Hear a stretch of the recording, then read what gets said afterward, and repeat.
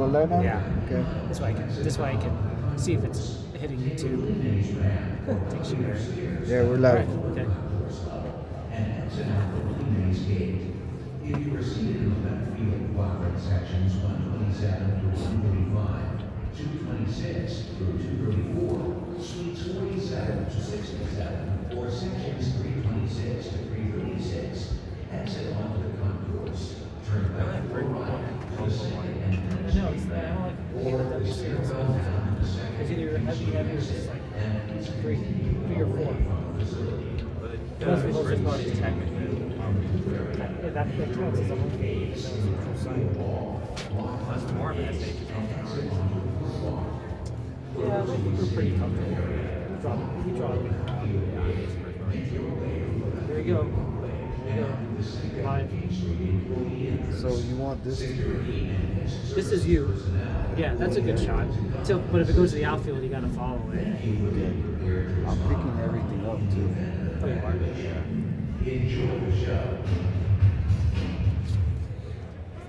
I wonder what microphone it's picking up. And this one? Right here? Nah, it's this one.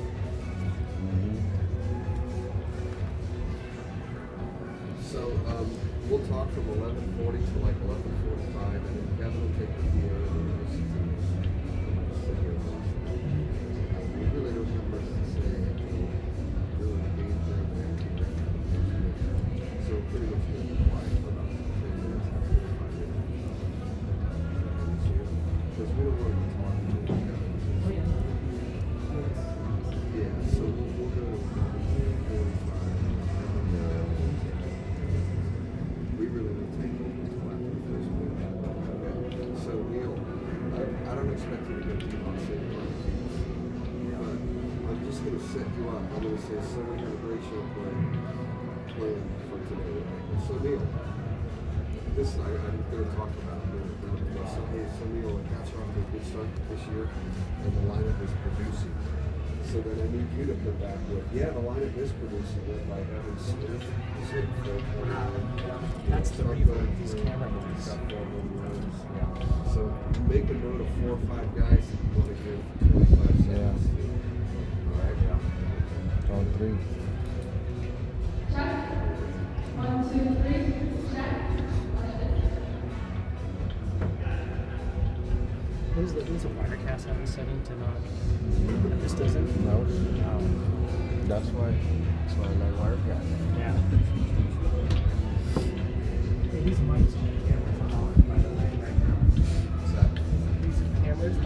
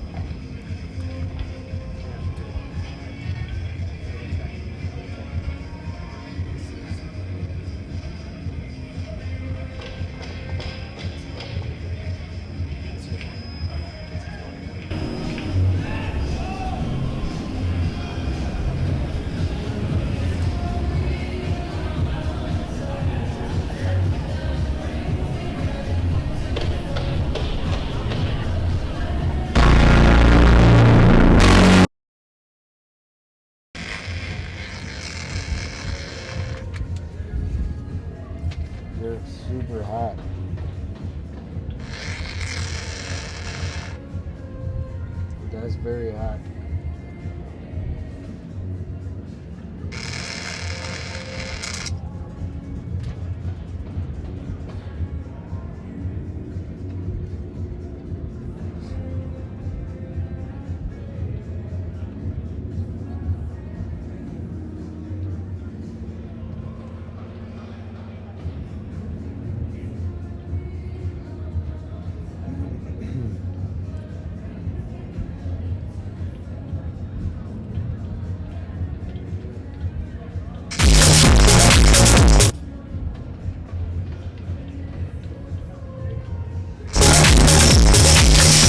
Welcome to Oracle Park on the shores of McCovey Cove for today's Bruce-Mahoney deciding baseball. Cathedral Fighting Irish and the St. Ignatius Wildcats. The Cats are led by manager Brian Polizzi in his 5th year. The Irish are led by longtime manager Brian Morgan. Brian graduated from SI class of 1986 and has managed the Irish 20 plus years. SI comes in with a record of 8-2, 2-1 in WCAL play. The Irish are 2-6 overall, 0-3 in league play. And this one decides the Bruce-Mahoney Trophy. We're tied at 2-2. Sacred Heart Cathedral won the football. St. Ignatius won boys basketball. St. Ignatius won girls volleyball. Sacred Heart Cathedral won girls basketball. So we're the first time ever that we're having a deciding Bruce-Mahoney game when 5 games have been played. So we're really, really excited about that. Casey Murphy, class of 77, along with Neil Naronha, class of Wildcat, class of 2024. And we also want to thank Sean Lahan, class of 87. He's our producer. Felix Quinones, producer and cameraman. Greg Franceschi from Sacred Heart Cathedral, class of 94, helped get us on the air today as well. Sacred Heart Cathedral student, class of 26, Sergio Sanchez is on the camera. Of course, I mentioned Neil. We're going to hear from him in a second.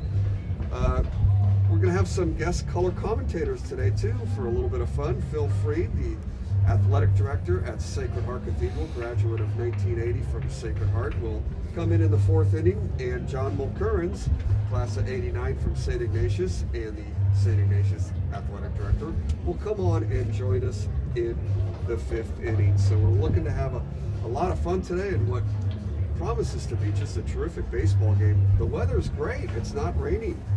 That's actually kind of big news, Neil, around here the last couple of weeks. We've had a lot of it. So we have a great show planned. We're really excited about it. And Neil, you know, the Cats are off to a great start this year, and the lineup is producing. Yeah, and I mean, the main hitter for the Wildcats this year has been Evan Smith. It's his 3rd year on varsity, but the first time he's really found his rhythm at the plate. Batting .431 with a big 4 home runs and 5 stolen bases. Batting right ahead of him is also starting pitcher Nico Gamosius. You may have remembered him from last year, made a big impact on the game. Batting .316 with a home run this year. Dom Camarillo also batting 2nd, 7 stolen bases. So the Wildcats are looking dangerous this year. Yeah, the Cats off to a good start. As I mentioned, they lost yesterday. Sacred Heart Cathedral and both St. Ignatius had games yesterday. Both teams lost, probably saving themselves a little bit for today. Kevin Buckley, the great Kevin Buckley, is our public address announcer today, and in a minute he is going to introduce both teams out on the field. Again, just a gorgeous day here at Oracle Park. Sacred Heart Cathedral starting pitcher today, Franco Moran, 2.56 ERA. He throws hard. He's thrown 13 innings so far this year and has 18 strikeouts. Neil mentioned Nico Gamosius. He'll be starting for the Wildcats. He's off to a really good start as both a pitcher and a hitter. So we'll give you the lineups, and then if Kevin starts to introduce the teams, we'll pause for that. St. Ignatius is the road team today. They'll be hitting first. Sacred Heart Cathedral will have those last licks, but Gus Parker is going to lead off for the Cats. He's in center field. Dominic Camarillo will be playing left field, hitting 2nd. We mentioned Nico Gamosius. He's pitching and batting 3rd. Evan Smith, as Neil mentioned, has 4 home runs on the season, will be the cleanup hitter for the Cats today. He's playing 3rd base. the designated hitter, Rocco Giametti. Rocco hitting .286 will be the designated hitter for the Cats today. Hitting fifth. Hitting sixth is Lenny Beatty. He's playing second base. The seventh hitter is Malcolm Felix. He'll be playing in right field. Jackson Short is playing first base today. He's hitting eighth. And Patrick Ruane will be catching and batting ninth. Kevin Maloof will be the shortstop today for the Cats, not in the batting order. For the Irish, leading off will be Barkley Oval. He's the right fielder for Sacred Heart Cathedral. Gabe Malara plays center field, hits second. Tate Metcalf, the first baseman, will be batting third. Evidently, Tate hit a home run off Neil back in CYO days, he tells me. Jack Roog is the third baseman for Sacred Heart Cathedral. He'll be hitting fourth. Aaron Lewis in left field, batting fifth. Joey Valencia, the designated hitter today for the Irish. Franco Moran, we mentioned, he will be the starting pitcher. He will also be batting seventh for Sacred Heart Cathedral. The shortstop, Beckett Montgomery, hitting eighth. And the catcher hitting ninth will be Nathan Vines. John Morgan, who is the son of head coach Brian Morgan. John Morgan will not be in the batting order, but he will be playing second base today for the Irish. So we're going to have the introduction for both teams here in just a second. We've got a game prayer, our national anthem. In a couple of minutes, we're going to have a ceremonial first pitch. Both teams will have a representative throw the first pitch. For Sacred Heart Cathedral, John Scudder, and for St. Ignatius, Dean Hallie Sanchez. John Scudder was synonymous with Sacred Heart Cathedral for many, many years, graduated from Sacred Heart Cathedral back in '73, attended St. Mary's, came back to Sacred Heart Cathedral, teacher, mentor, principal, and president, retired just a couple of years ago. And of course, for St. Ignatius, their dean, Haley Sanchez. The first pitch is always fun. Last year's game was a barn burner. The Irish won 6-4, scored 4 runs in the 7th inning. Jackson Short actually came on to try and save that game for the Cats last year, and he ended up taking the loss, but he really didn't pitch poorly. He only gave up one big hit.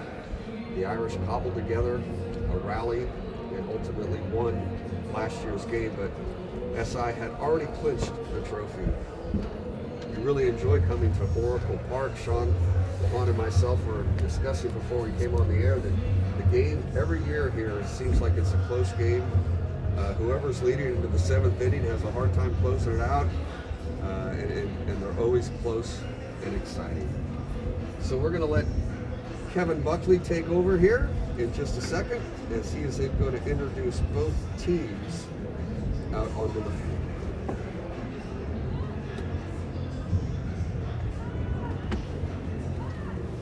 We're running late. I got nothing else to say. Yeah.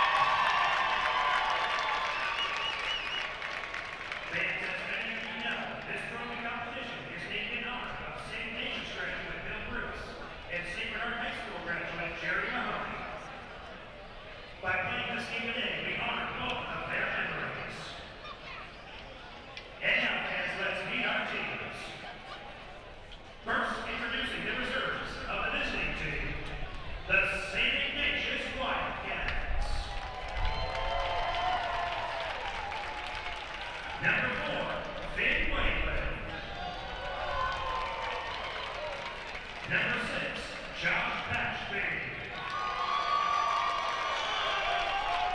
Number 8, Baxter Liam.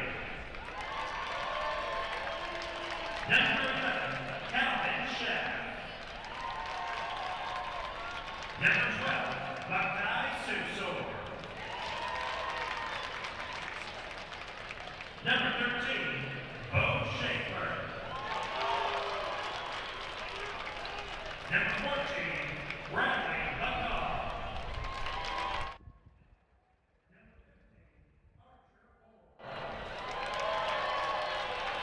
Number 16, Evan Johnson. Number 17, Rio Alvarez. Number 19, Chase Gordon. Number 20, AJ Wilder. Number 23, Diego Mays. Number 24, Jonas Chavez. Number 26, Luca Dickinson. Number 27, Archer Guerra. And number 45, Will Swinsky.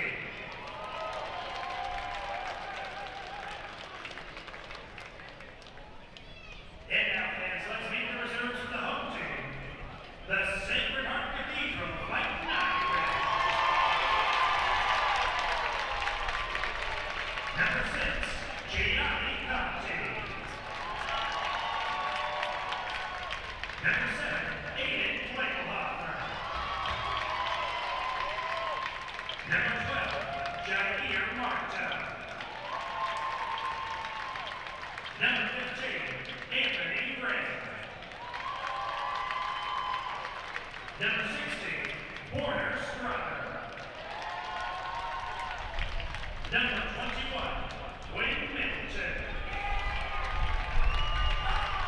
Number 23, Dylan Eagleman. Number 25, Wyatt Ritchie. Number 28, Aiden McVeigh. Number 32, Ryan Bauer. Number 33, Tony Doe. And number 50, Nick Benton.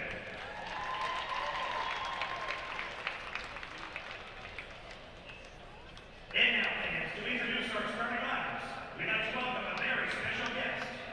Host of the morning show at 95.7, please welcome the Butcher Boy, Joe Shasky. How you guys doing today? This is 77 Bruce-Mahoney, the St.Ignatius, St.Ignatius Wildcat, Sacred Heart Cathedral Irish. This is pretty awesome. Oracle Park. Are the Giants going to get this many people out here this year? I hope so.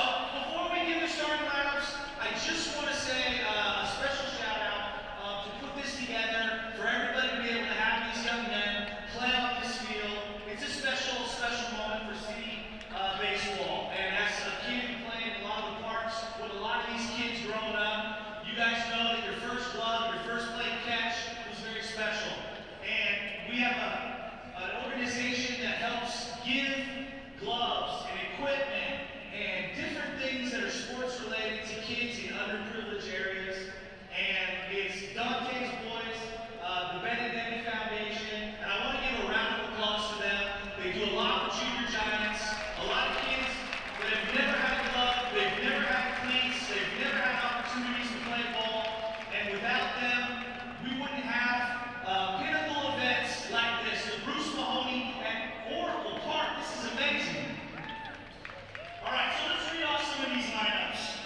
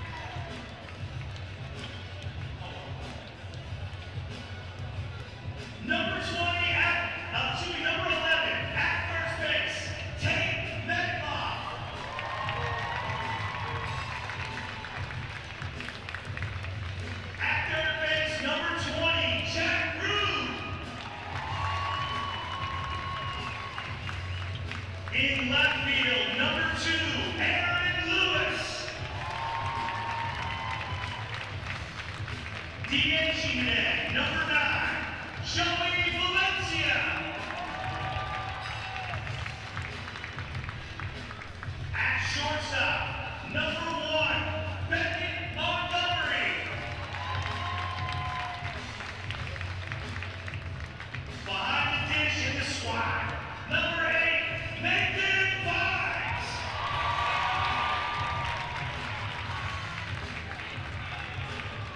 And playing second base, wearing number 4, Johnny Morgan. Your starting lineup for your Sacred Heart Cathedral Irish.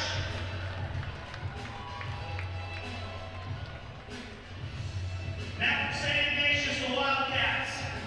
In center field, number 5, Gus Parker.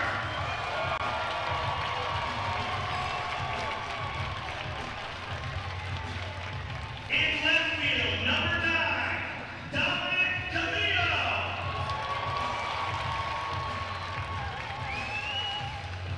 Your starting pitcher today, number 22, Nico Gomazina.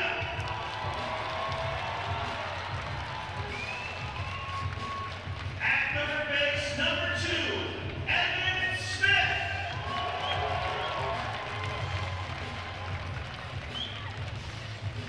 DH today, number 25, Rocco Giannetti.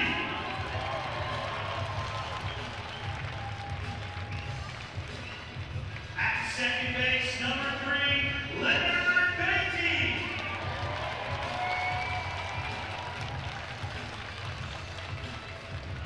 Number 42, in right field, Malcolm Felix.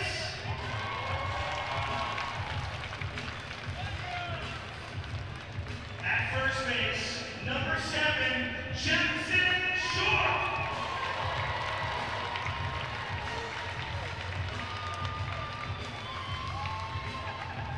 Behind the dish in the squad, number 18, Patrick White.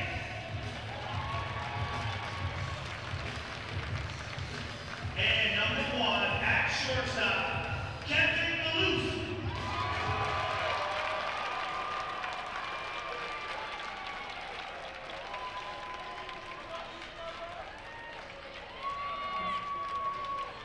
Fans, let's hear it for Mr. Joe Shasky. And now, fans, at this time, we ask that you please rise for our opening prayer. Delivering today's prayer will be from St. Ignatius, Senior Josh Ashby, and from Sacred Heart Cathedral, Senior Anya Conley.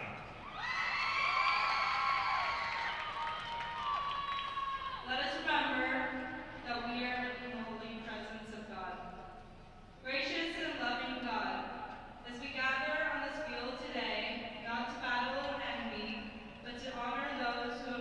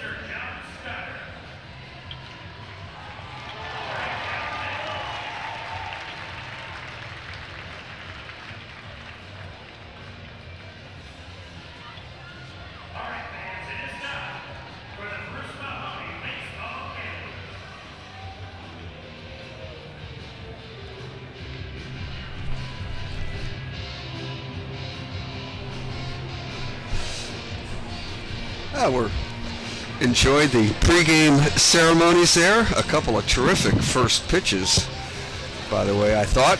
John Scudder threw a strike. Haley Sanchez also threw a strike, so that was a lot of fun.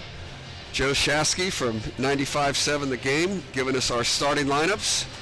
And, of course, the great Kevin Buckley on the PA system, as usual, for this big Bruce-Mahoney baseball game. Provided the broadcast, the announcing for the reserves and managers as they took the field. So we're really excited about the game. As we mentioned, Cats are going to hit first. The umpires are meeting with the two head coaches, a couple of Brians. Brian Polizzi, 5th year as the head coach. Where does the time go, huh, Sean? 5th year already for Brian Polizzi as the head coach. And then, of course, Brian Morgan, as I detailed. Brian attended SI, graduated back in '86, and he has been the head coach for Sacred Heart Cathedral baseball for 20 years now.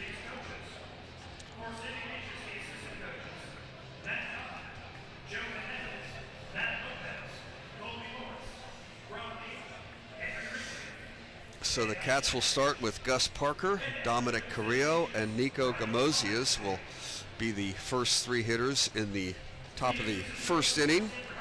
And as mentioned, Franco Moran will be pitching today for the Irish.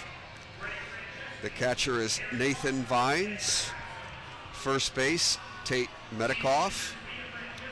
The second baseman for the Irish is John Morgan. Over at shortstop for the Irish today is Beckett Montgomery, the third baseman, Jack Rugg. Playing in left field is Aaron Lewis. The center fielder is Gabe Malara. And Barkley Oval is the right fielder today for the Irish. Yeah, and Franco Moran's going to have his work cut out for him from the get-go. The Wildcats' first four hitters are where the threats are. You have Gus Parker batting .391, Dominic Camarillo batting .364, Gamosias at .316, and Evan Smith at a big .421 with 4 home runs. So this is where they're going to hurt you, the Wildcats.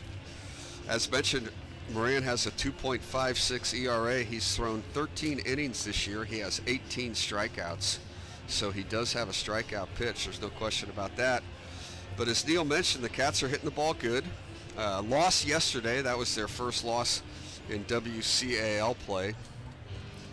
Cats coming in 8-2 overall, 2-1 in league play. Of course, the rain has wreaked havoc with both teams' schedules. Both teams having a game rained out on Tuesday of this week that needs to be made up. But the Cats will play Mitty next week on Tuesday. Sacred Heart Cathedral plays St. Francis in their next game. Cats 8-2 overall, Irish 2-6, Cats 2-1 in league play, Irish 0-3, and Sacred Heart Cathedral takes the field.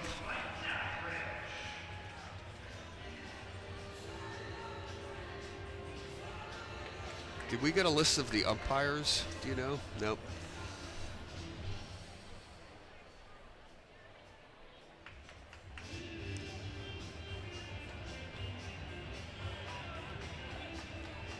The reason I ask is the home plate umpire looks a lot like, gosh, I can't think of his name. He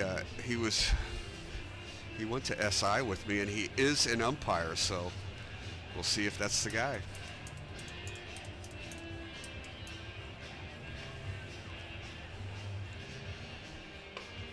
And just from his first few warm-up pitches, you can see why Franco Moran has that high strikeout rate. He's throwing some heat off the mound right now. Yeah, it'll be a good challenge, and a good challenge for the SI hitters as well. And as you mentioned, Neil, the Cats are loaded. Really off to a good start. And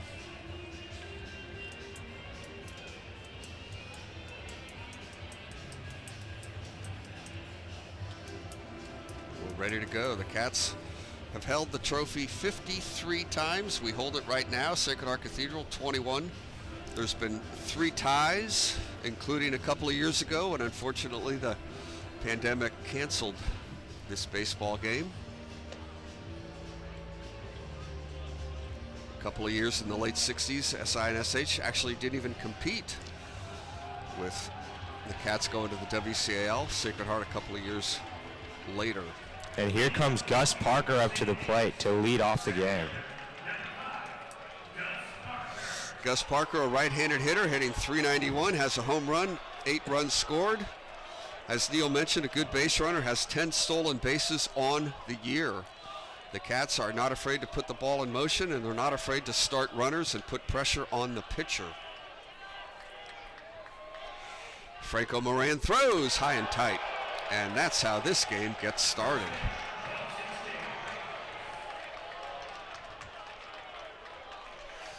Perhaps a little nervous, lost control of that first one. Ball 1, and already Nathan Vines is going to go out for a mound visit.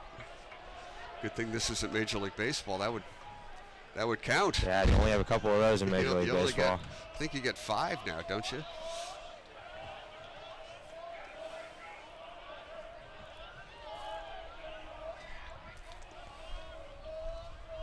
Moran to throw. Ball 2.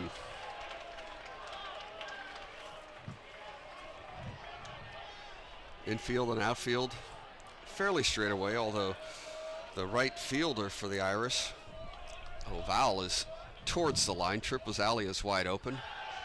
He misses with his first 3 pitches, 3 balls and no strikes. So let's see if Gus Parker will be taking a pitch here.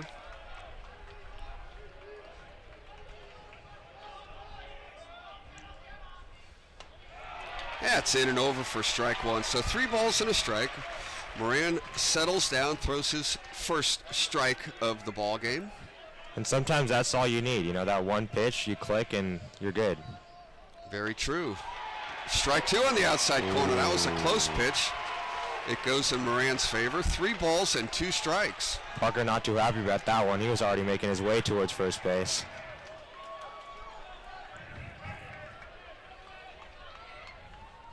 Moran to throw high and tight, ball 4. So Parker does indeed draw a walk. Cats have a base runner. 1 on, nobody out. Dominic Camarillo.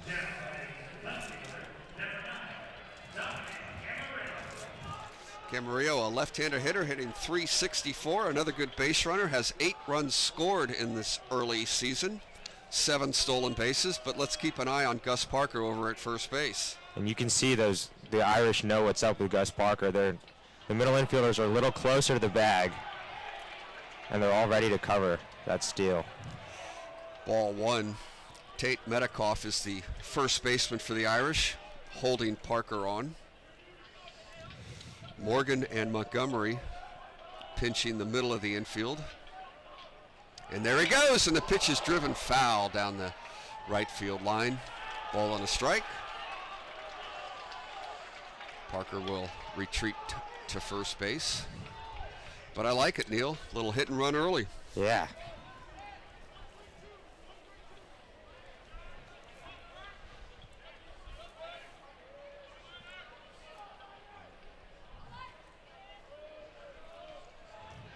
Ball on a strike. Parker with a pretty good lead. Let's see if he goes again. He'll throw over. Parker back safely.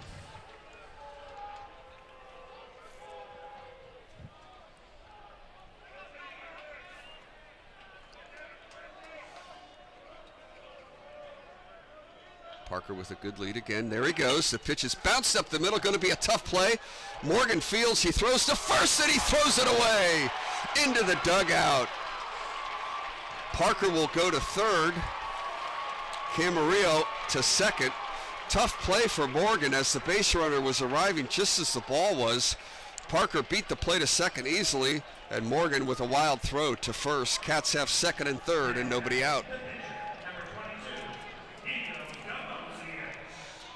And this is not how you want to start a ball game for the Irish. You saw Franco Moran a little nervy to start the game. Wild first pitch, and now the coach is going to have to come out and just have a little chat. The Irish are going to talk it over. Just by starting the runner, I mean, really, that if Parker's not running, that's a potential double play ball. Instead, Parker easily safe at second, bothers Morgan just a hair. He throws it away. Cats are in business here in the first inning. And now you have probably the best hitter on this Wildcat team. USF bound Nico Gamosius up. Not the best average on the team this year, but he is dangerous. Yeah, Gamosius, 316 batting average, has a home run though. 8 RBIs and 8 runs scored. He is also the starting pitcher for tonight's game.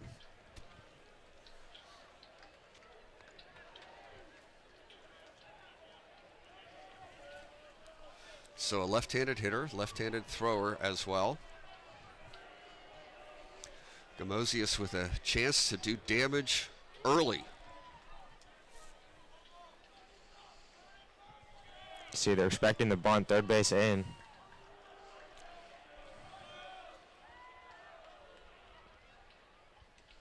Pitches in the dirt for a ball.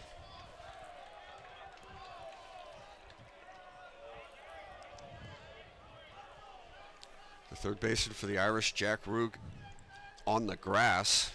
The middle infield will be happy to give up a run just to get an out as they are playing back.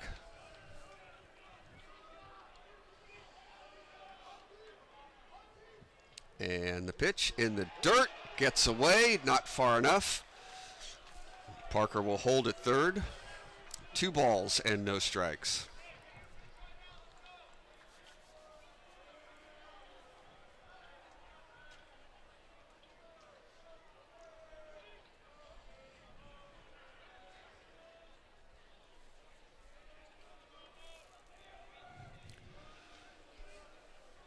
Moran throws. Misses low, ball 3. You can see the pressure really getting to the Irish here. They've gifted the Wildcats 2 base runners and 2 extra bases. Left-handed hitter Gamosius up. There is a base open. It's first base, but of course Evan Smith's hitting .421 with 4 home runs. He's in the on-deck circle. Ball 4, so the bases are loaded, nobody out. Cats set up nicely here for Evan Smith. Evan has 15 runs scored on the year that leads the team, 8 RBIs, 4 home runs, and a .421 batting average. Chance to break it open early here for the Wildcats.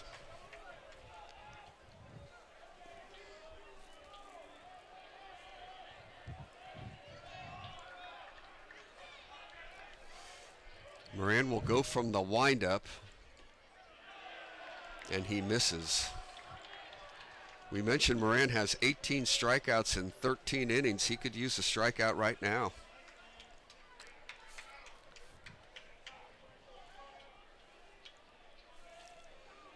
Rocco Giametti, the DH, is on deck. And here's a ground ball to shortstop, and it could be 2. Second for 1, Morgan, not in time. So an RBI for Evan Smith. Parker will score. The Cats lead 1-0, but the Irish do get their first out of the inning. On a 6-4 force play, the Cats will have runners on first and third now with 1 out. And Rocco Giametti, left-handed hitting designated hitter.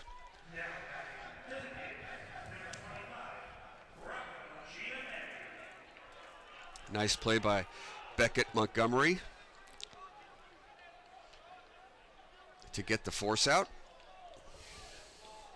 Giametti hitting .286, has 3 RBIs, chance to drive in a run here with just 1 out, and there goes the base runner. Evan Smith is going to steal that easily. They're not going to make a throw there. Boy, we detailed it in the pregame show, Neil. The Cats are not afraid to run the bases and steal bags. They just stole a bag there, and they're starting Gus Parker. That is the 6th for Evan Smith on the season. Pitch is low. 2 balls and no strikes.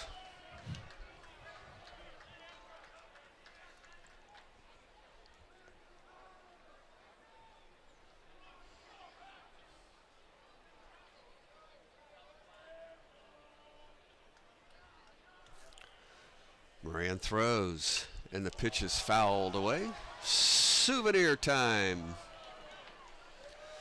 Good crowd today. The Irish on the third base dugout with their fans behind them. The Cats have the first base dugout.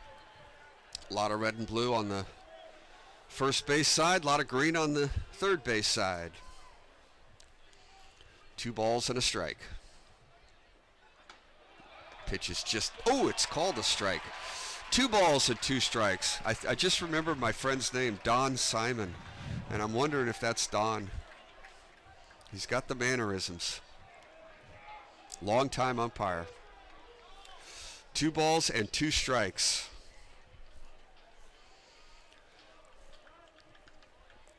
Franco Moran. He throws, and there's a little blooper left field. Playable. Tagging. Here comes Camarillo, and he is going to score, and the Cats lead 2-0. Aaron Lewis with the play in left field, but a sacrifice fly for Rocco Giametti and an RBI.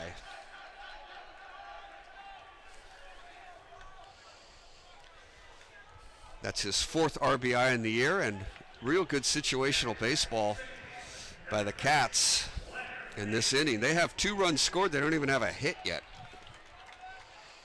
2 walks and an error. But here's Lenny Beatty, the second baseman, hitting .292. Base hit. Has a chance to drive in the 3rd run of the inning for SI.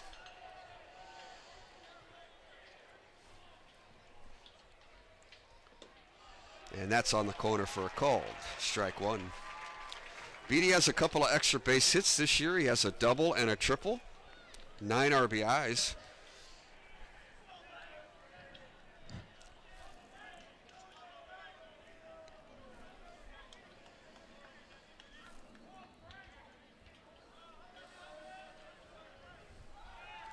There goes the base runner. Throw to third is not in time.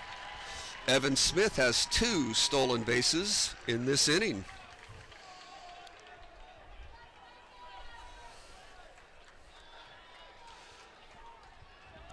So now an infield hit can score a run. Pass ball, wild pitch. Here's the 0-2. 0-2 count.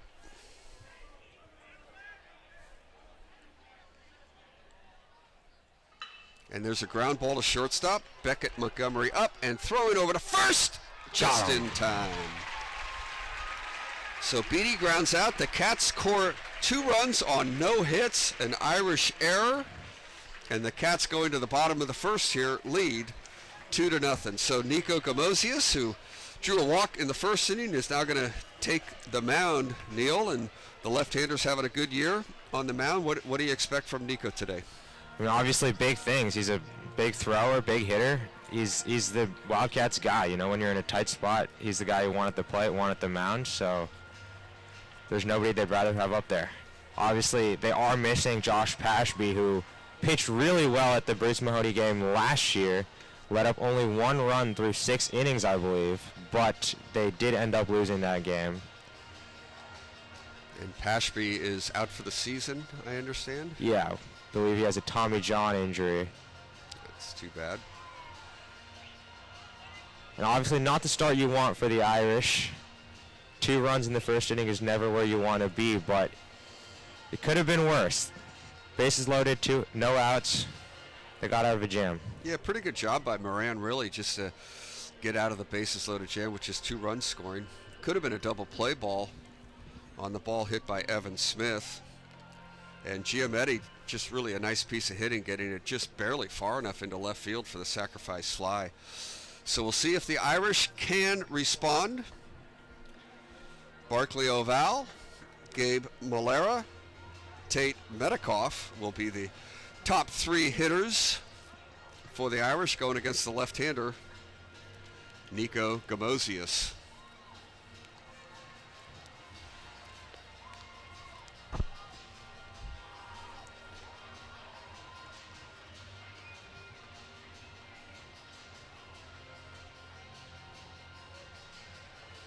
On the big screen, they're showing some highlights from Sacred Heart Cathedral action this year.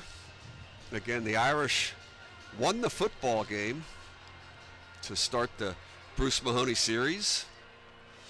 But then the girls volleyball team for St. Ignatius beat the Irish to tie it up 1-1. Boys basketball went to SI. Girls basketball went to Sacred Heart Cathedral. So here we are, tied at 2. The first time that the baseball game will decide the Bruce-Mahoney with 5 games. Of course, the women were added a couple of years ago, long overdue, in my humble opinion. So it's not only just baseball, basketball, and football, it's also women's volleyball and women's basketball to decide the Bruce-Mahoney. So Gamosius, the left-hander, he throws his first pitch of the ball game, and he pours it over for a strike. Oval hits .333. He leads the team with 5 runs scored. Right-handed hitter against the left-handed throwing Nico Gamosius. That pitch is a little high, a ball and a strike.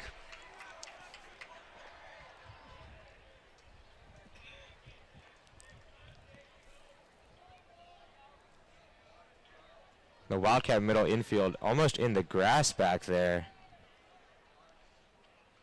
And there is a line drive base hit left field.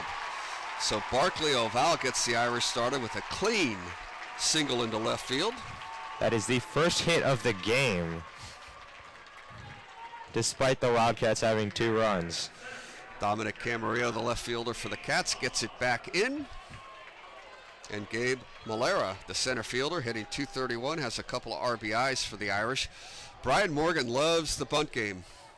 The Cats, as we saw in the top of the first, love to run the bases, love to steal a bag, love to start runners. The Irish love to bunt and run and keep the ball. They play a terrific small ball game. Brian Morgan is known for that.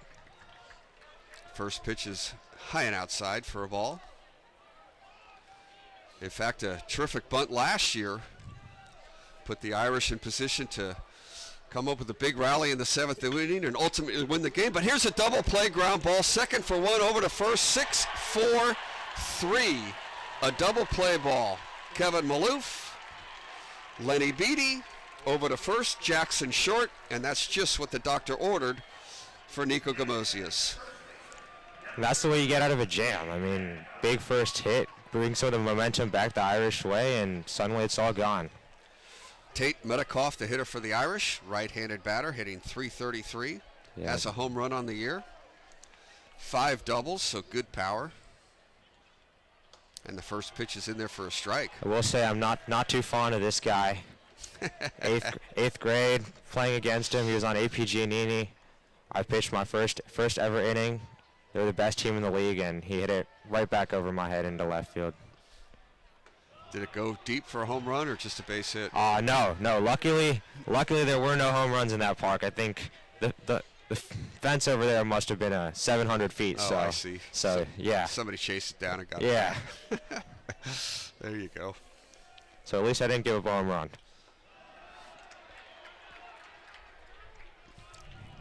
2 balls and a strike to Tate Metcalf.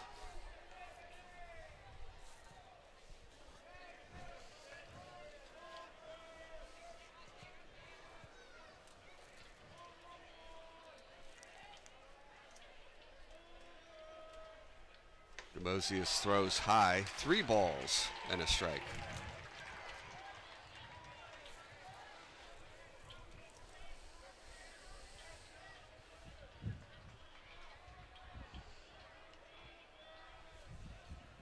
Metcalf draws a walk, so that double play ball looms large.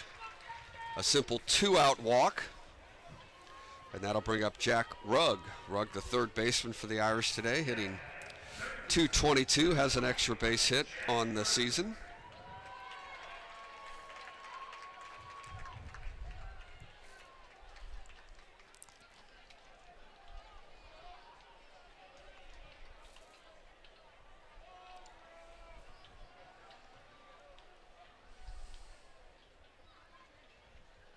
Gamosius inside for a ball.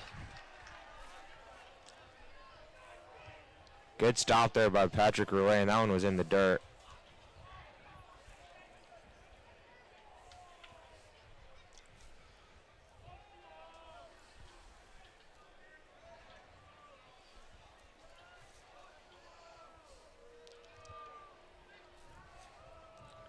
Rugg is going to step out. Can't do that in the MLB anymore either. No. Medikoff does not have a real big lead at first base. Kind of leaning back towards the bag. Inside corner for a strike.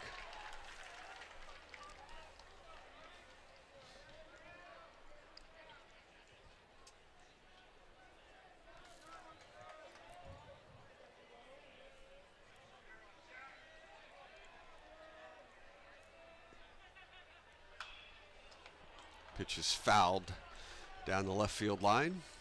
A ball and 2 strikes.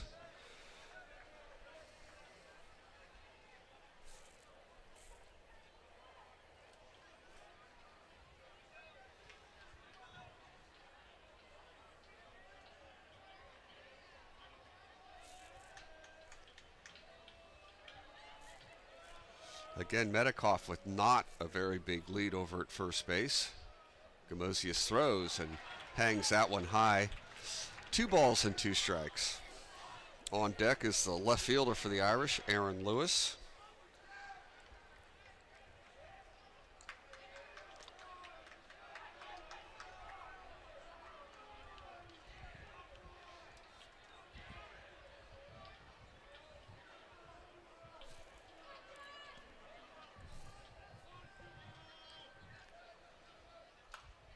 Fouled. Count remains 2 balls and 2 strikes.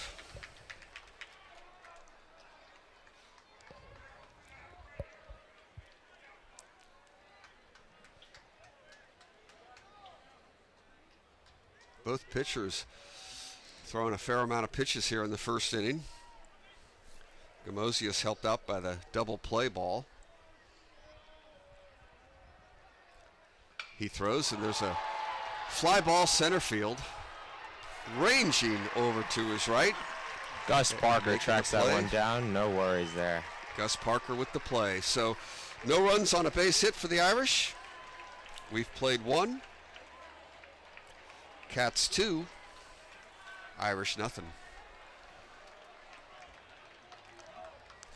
Now, this is going to be a big inning for Franco Moran, I think. You know, if he can just find his rhythm, get the tone set, get back to playing his game, that'll be big for the Irish as they hope to come back and win this one. Please direct your attention to the scoreboard as St.Ignatius welcomes its class of 2027.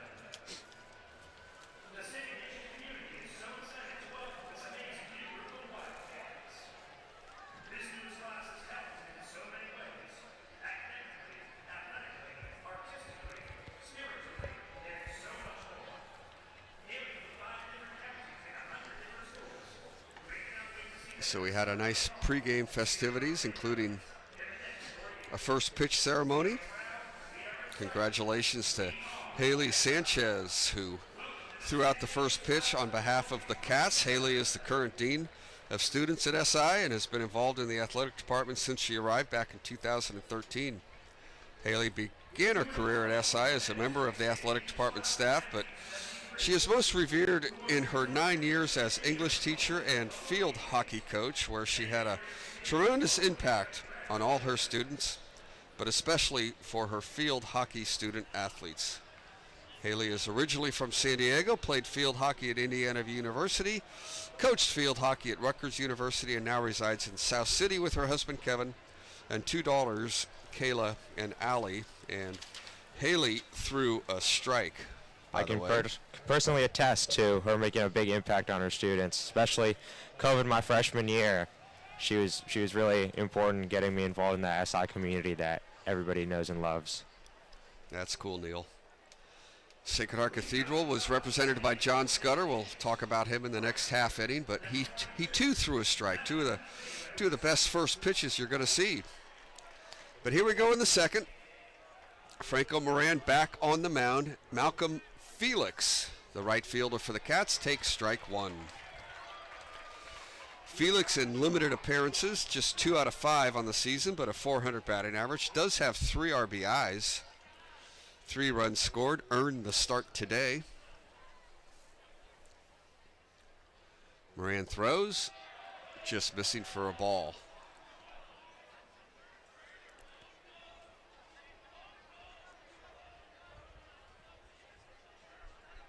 Felix has struggled with injuries a little bit, had a concussion the first day of tryouts this year after a collision in the outfield. So glad to have him back. 2 balls and a strike.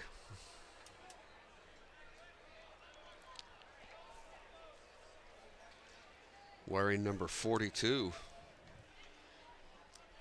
Can't help but think of Jackie Robinson on that one.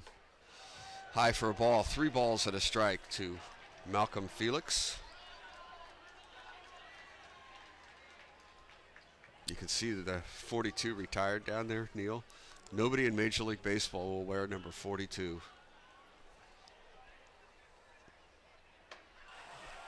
And ball 4. So Malcolm Felix draws a walk. Cats have their leadoff hitter on. Jackson Short, playing first base today for the Cats, will come on. Hitting .333. Has 6 RBIs on the year. Has extra base power. He's got 4 doubles. So Jackson Short pitched in last year's game, played third base, now playing first base for the Cats. He can do it all. Left-handed hitter.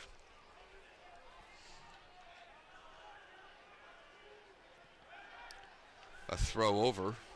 Felix gets back. So, Neil, how many of those numbers, C3, 4, 11, 20, 22, 24, 25, how many names can you get?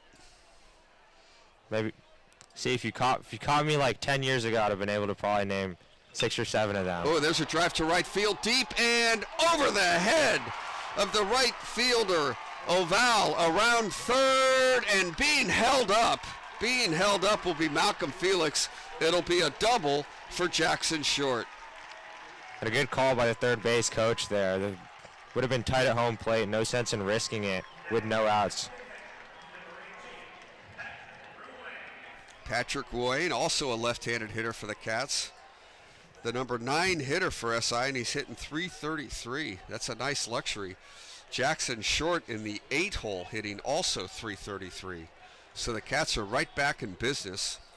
And Felix Moran has another stress inning. For the second straight inning, runners on second and third and nobody out. And the bunt is a safety squeeze, but not a great bunt. The throw down to first, safe! And now the runner will score. So Malcolm Felix comes in and scores. Patrick Urain is safe at first base. The throw is taken off the bag. Staying at second base is Jackson Short. Yeah, just a little bit of confusion there for the catcher. Didn't know what to do with the ball. Saw Malcolm Felix not running. Throw to first, a little bit off the bag. Forced the first baseman to try to make a tag. And it just didn't pan out for the Irish. 3-0 now. I think it was actually a pretty good throw by the catcher. Nathan Vines, the player covering the bag, just wasn't there. But not a great bunt, really, by Ruane. Landed right on the plate. Yeah, it wasn't going to be able to score the runner initially, but great heads-up base running by Malcolm Felix.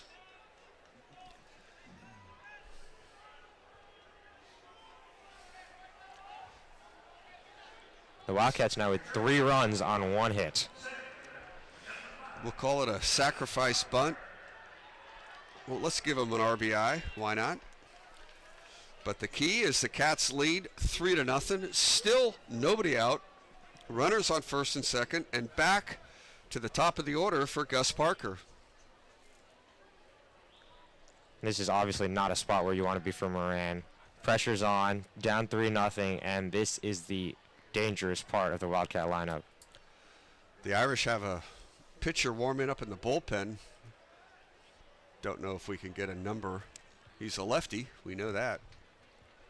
Of course, the bullpens here at Oracle Park now are beyond the left center field and right center field fences, no longer down the baselines. Parker, back in the first inning, drew a walk to lead off the game and scored a run. Cats lead 3-0. Parker now with a chance to drive in runs. And a little rotation play is on. A throw to second, but back in is Jackson Short. Beckett Montgomery, the shortstop. John Morgan, the second baseman, playing a little game with Gus Parker, or excuse me, with Jackson Short out there. And there's a ground ball, base hit center field, around third, and holding, and the bases will be loaded. Jackson Short will hold, base hit Gus Parker.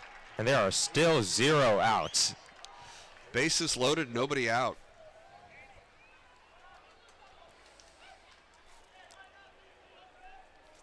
Big chance for Dominic Camarillo.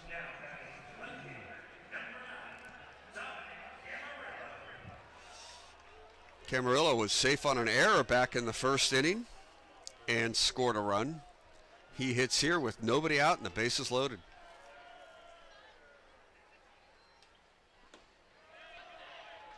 Outside for a ball.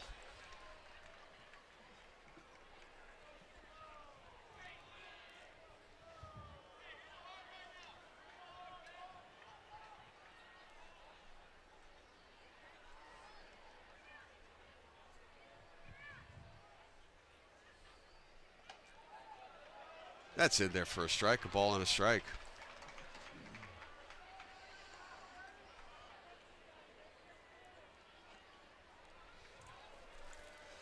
Cats can really break the game open here. Bases loaded, nobody out. Already ahead 3-0. Top of the second. Here it is. Swing and a miss. A ball and 2 strikes to Camarillo. We were mentioning before the game, Moran is a strikeout pitcher, still yet to see one here. Would love to get a strikeout pitch right here. Gamosius on deck. Here it is. High and outside for a ball. 2 balls and 2 strikes. Cats bases loaded, nobody out. A run in. Top of the second. Cats lead 3-0.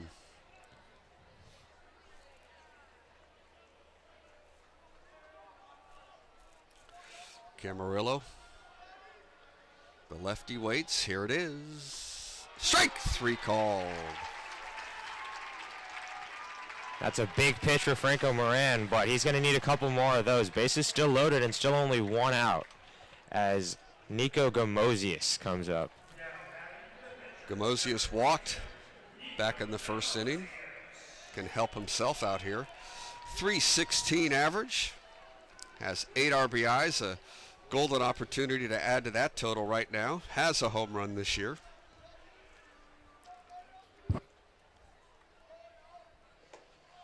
Ball outside. Short is at third. Ruane is at second. Gus Parker over at first base.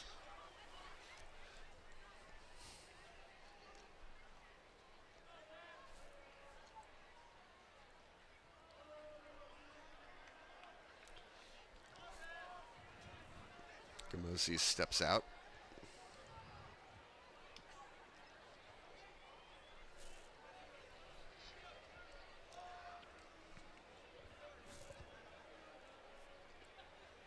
Moran throws outside for a ball. 2 balls and no strikes.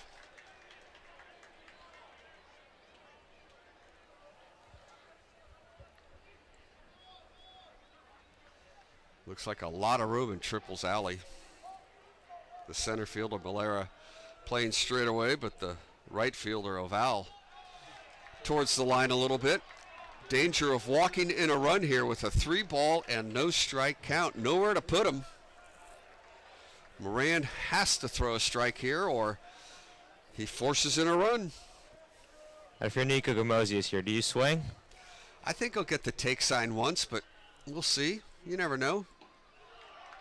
He takes ball 4, and that will drive in a run.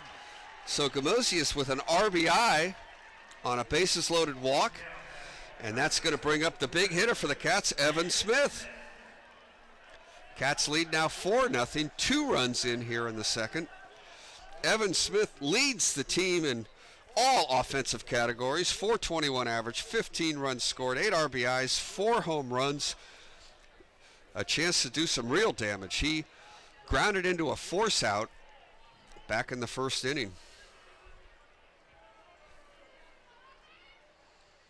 inside. Ruane at third, Parker at second, Gamosius over at first.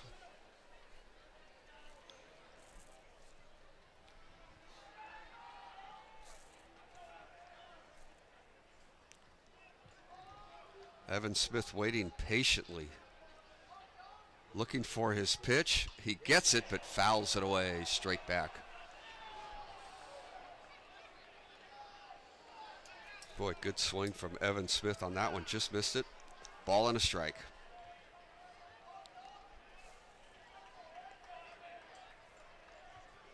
Big pitch here for Moran. He'd love to see another ground ball like he got in the first inning from Evan Smith.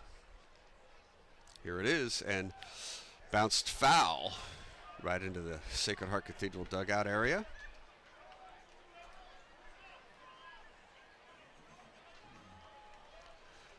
So Moran with the upper hand here, a ball and 2 strikes. Smith waiting, Cats lead 4-0, a chance to add on. And the pitch is base hit left field, 1 run's going to score. And being held up at third, now play back at third base, but getting back in safely is Gus Parker. So it's a base hit for Evan Smith, 1 RBI, 3 runs in the inning. Cats lead 5-0, bases still loaded for Rocco Giametti. I thought for a minute Parker was going to be sent home, but he was held late and then had to dive back into third. So the Irish are going to have a meeting on the mound, and the Cats already blowing this game wide open, lead 5-0, bases loaded, still Neil, just 1 out. They are jubilant as they walk over and talk to their coach.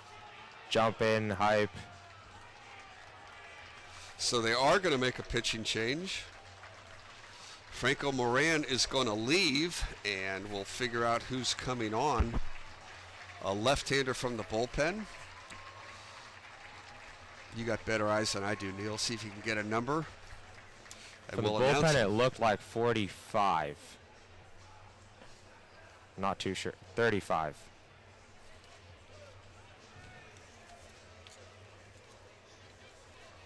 So just 25. There we go. Just an inning and a third for Franco Moran. He gives up 5 runs and is responsible for Gus Parker at third, Nico Gamosius at second, and Evan Smith at first base. He only gave up 2 hits. A couple of Irish errors did not help him out. Yeah, I mean, obviously an outing you want to forget. I mean, it's probably one of the biggest games of his life so far, and just not a performance that anybody wanted to see. He also walked 4 hitters. So Wyatt Ricci is now the pitcher. Wyatt is a junior.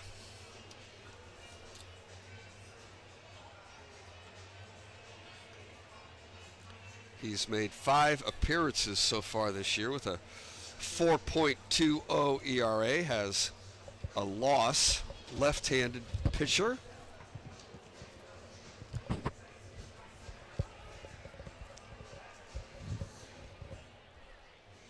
Into the game for the Irish.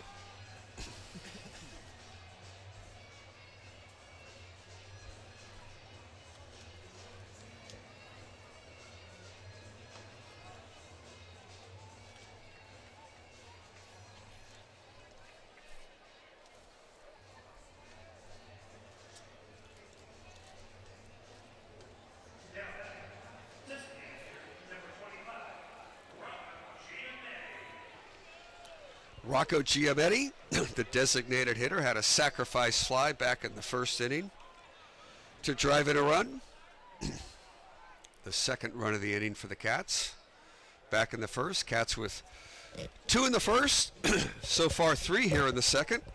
Bases loaded, 1 out. Franco Moran is out of the game, and Wyatt Ricci, left-handed junior, on the mound for the Irish.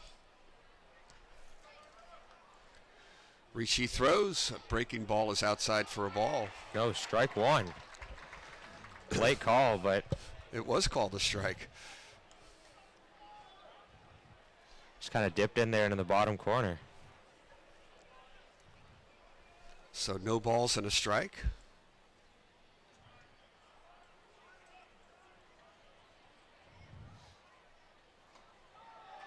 Same pitch, same result. Rocco Giametti isn't thrilled with that call, but 2 pitches on the outside corner, 0-2. Especially after they've just faced the speed of Moran. It's going to take a little bit to adjust to this breaking ball.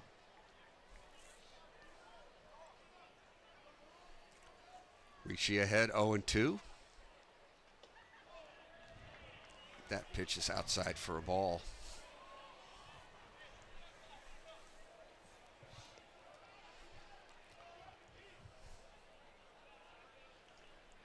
Cats with a chance to really break this game wide open.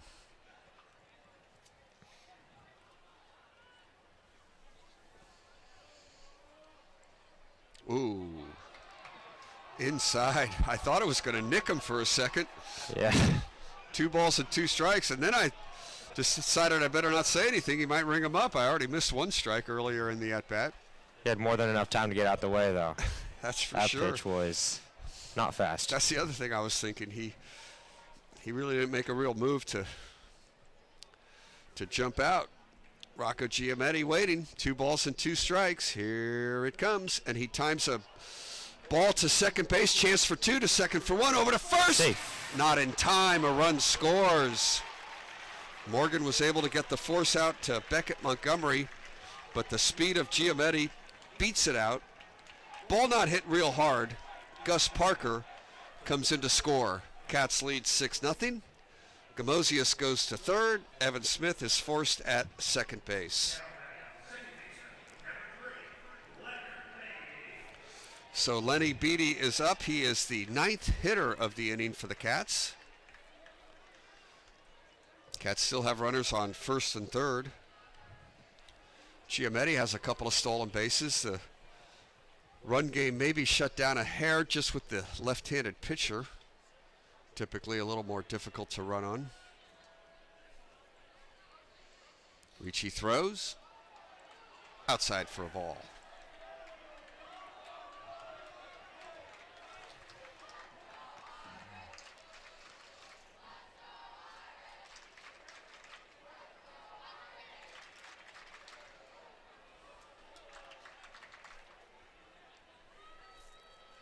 Ricci throws, and the pitch is popped up, foul territory. Right fielder, first baseman Morgan giving chase. Ball drops safely. No play, foul ball. That was a tough one there. All 3 hats fell off of the second baseman, right fielder, and first baseman. Medikoff had the best chance from first base, but he couldn't make the play. So a ball and a strike.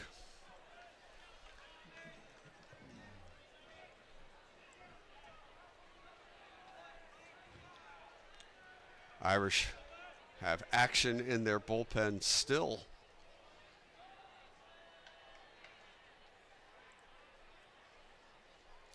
Ricci throws a fly ball center field, playable for Malera, and he is going to make the catch. So the Cats bat 9 hitters here in the second inning, score 4 runs on 3 hits, and after an inning and a half, the Cats lead here 6-0.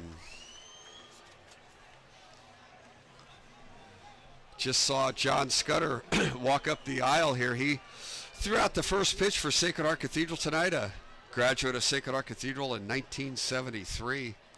He played baseball at St. Mary's.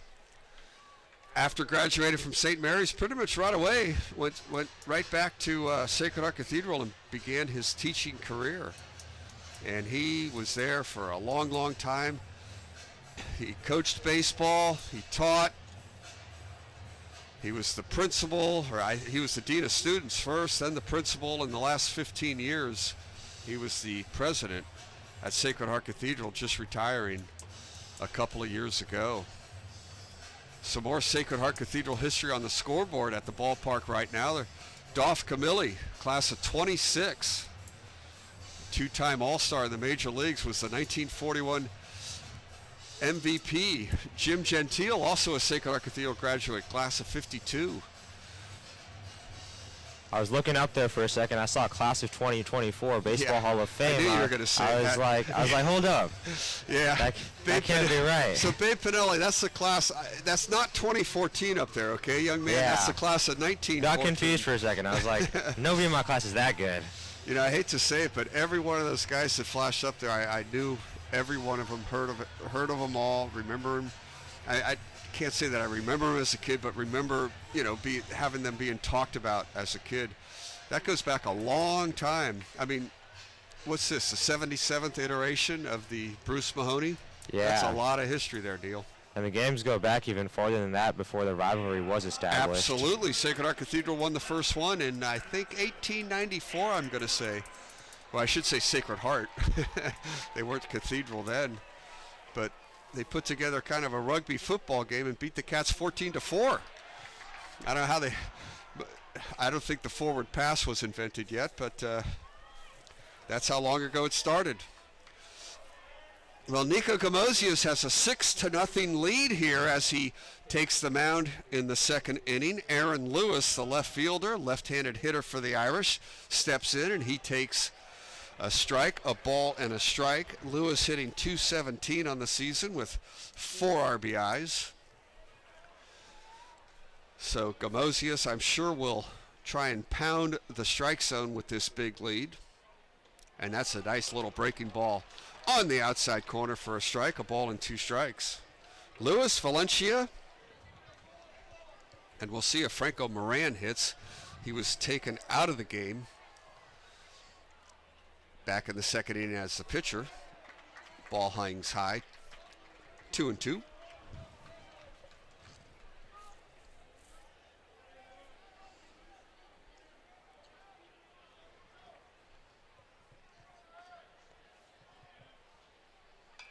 Fouled away.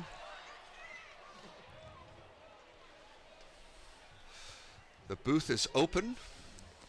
Yeah, I'm ready. I'm ready. Yeah. Ball comes Make a this play. way. I got my days of hunting foul balls are long over with, so you're going to have to help us out up here. I got the cricket skills. I can catch you with my bare hands. There you go. I so like it. I got you. Fouled away again. Oh, nice play by a fan there.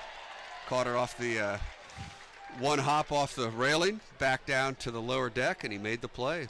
Did you play cricket? Your family? Yeah, involved? I mean, being Indian is just, you know, something you do. Didn't play in a league ever, but just, you know, in the living room, in the streets, just wherever you can. Just No, fascinating game. I just don't even know. Can you find a game in Golden Gate Park or something like that? No, not in the city. If you go out to the East Bay, though, Okay. Fremont, all those areas, there's a lot of leagues.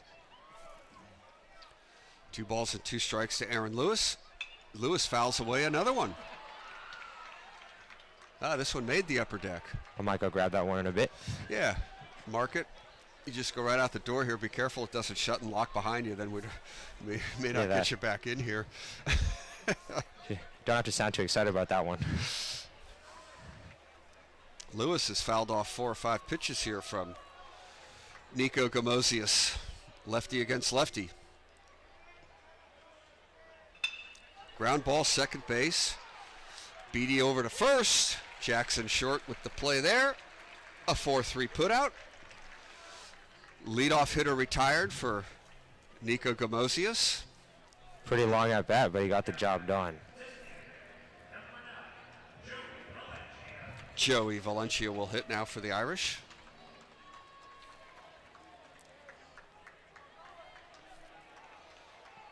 I mean, if you're the Irish, you just need to get something going here. Get yourself back into the game. Get the crowd into it. Put some pressure on the Wildcats. I mean, at this point, they're just on cruise control. Yeah, that's why that leadoff hitter retiring Lewis is such a big deal. Get that first out. Cats leading 6-0 here. Valencia is the designated hitter today. Hitting .250 with 3 RBIs, pitch in the dirt. Yeah, that one would have been nice if they had a runner on first. That looks like Beckett Montgomery hustling down there for the Irish to pick up that loose baseball.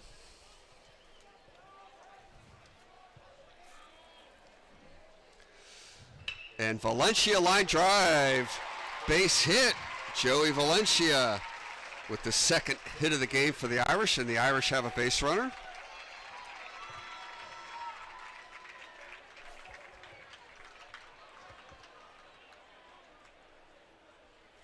And that'll bring up Beckett Montgomery. Now I have Franco Moran in that spot. We must have had a lineup change that we didn't get. Beckett Montgomery is hitting now for the Irish. On deck, Nathan Vines. Runner on first, one out. Pitch to Montgomery is low for a ball.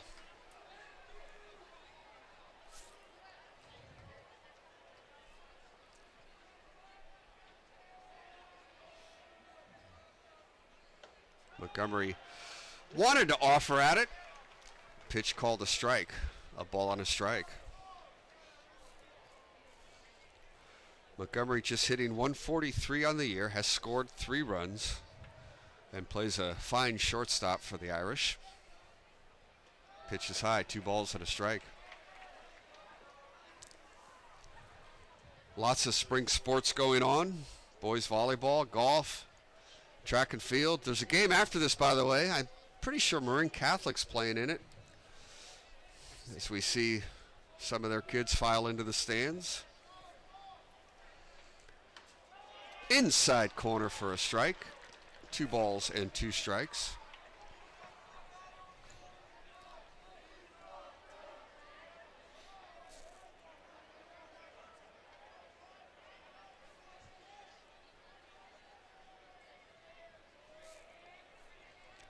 Gamosius throws, grounded, fair ball down the line. No, called a foul ball. The third base coach called it a fair ball, but the umpire is calling it a foul ball.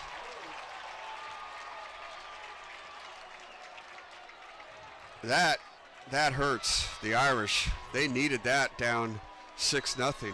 Marty Cole, the Hall of Famer, made the call. Third base coach called it a fair ball. Man, I'm almost sure that's Don Simon behind the plate. Don called it a foul ball. It was close.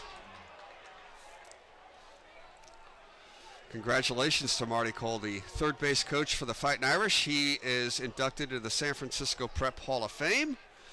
Will be inducted in a dinner in May. So 2 balls and 2 strikes. Pitch is high for a ball, 3-2.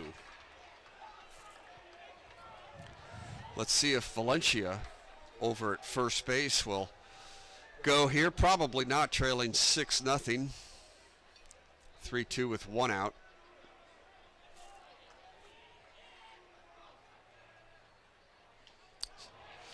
Swing and a foul. Count remains 3 balls and 2 strikes. Montgomery just barely getting a piece of that one.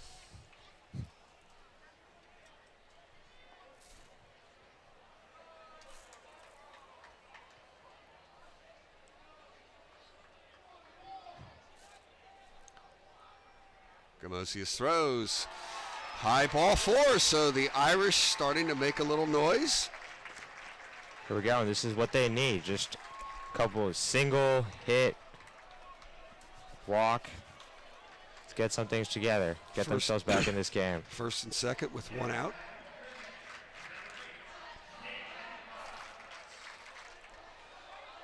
Nathan Vines, the left-handed hitter. John Morgan is on deck.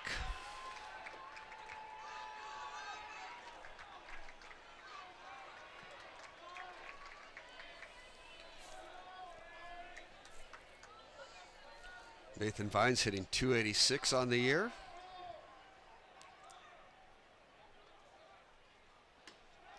That pitch is right there for a strike.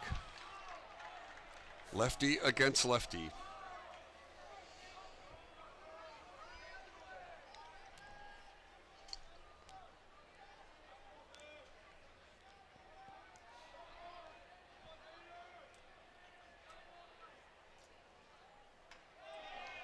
Strike two. Gamosius quickly ahead of Nathan Vines. No balls and 2 strikes.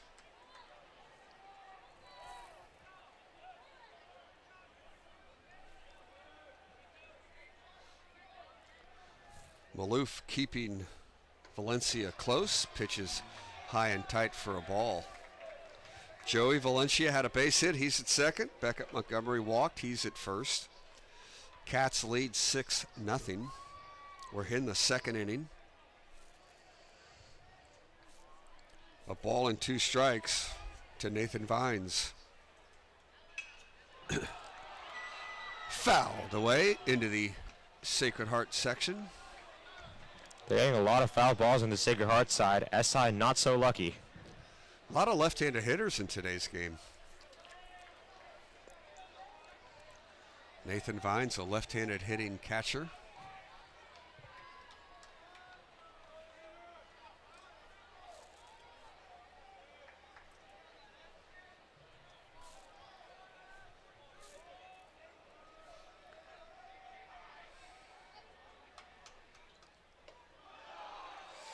Called a ball. 2 balls and 2 strikes, just a little high.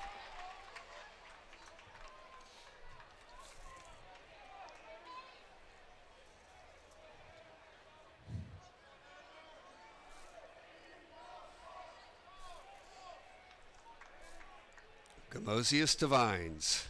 Outside. Full count. 3 balls and 2 strikes. So this inning not going exactly how Nico Gamosius would have wanted it. Big pitch here. 3-2. 1 out. Jackson at second. Montgomery at first. Here it is. Bases are loaded.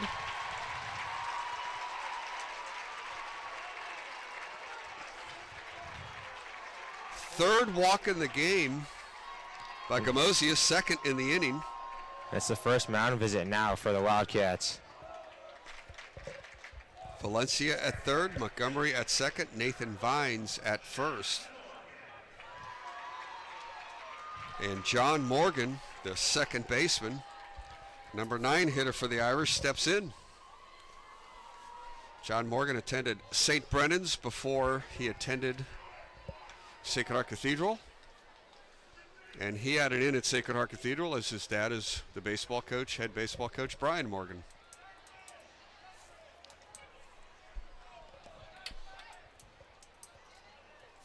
Well, he can certainly make his dad's job a lot easier right here if he could just get a ball in play, preferably not into the hands of a Wildcat fielder. The reason I know John Morgan went to St. Brennan is my daughter taught there for a year, and she actually taught John Morgan. That's what happens when you live in the city a long, long time, Neil. I'm starting to figure out. Just as I was walking in today, the security guard checking me in was like, "Go Wildcats." There you go. In there for a strike on the inside corner. No balls and 1 strike.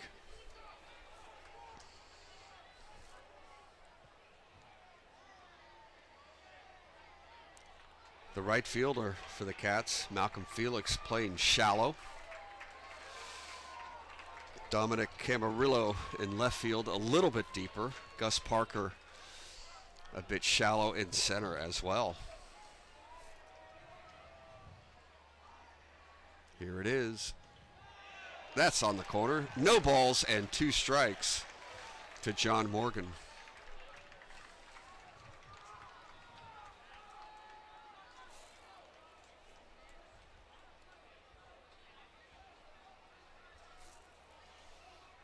Morgan way behind in the count here. Gamosius looking for that strikeout pitch. High and outside for a ball. 1 ball and 2 strikes. Chance for the Irish to get back into the game. The Cats lead 6-0. 2 in the first, 4 in the second for SI. The first real threat of the day for the Irish. Bases loaded, 1 out. Gamosius to Morgan. Fouled away. Good pitch by Nico, but a Good fight off by John Morgan.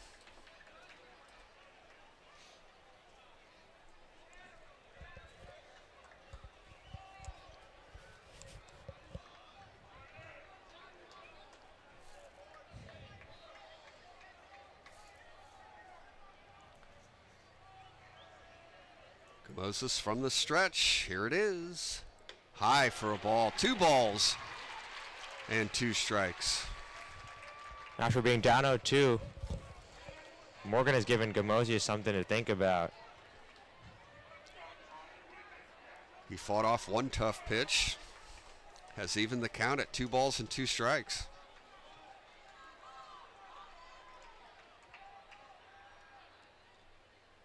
Swing and a miss. Strike 3. So Morgan goes down swinging for the second out. Big out for the Cats there. We go back to the top of the order for the Irish.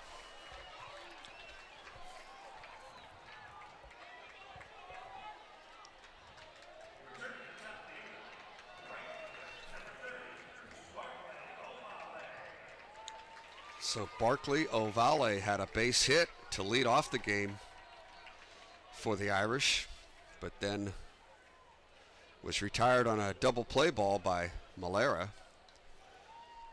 So Ovale looking to go 2 for 2 in the game, and if he does, he get the Irish back in it.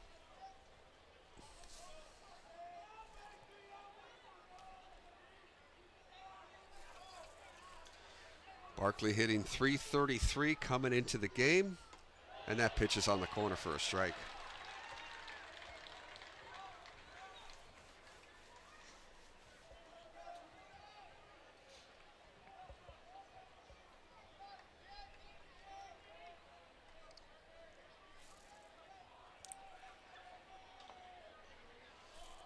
O'Valley asks for time.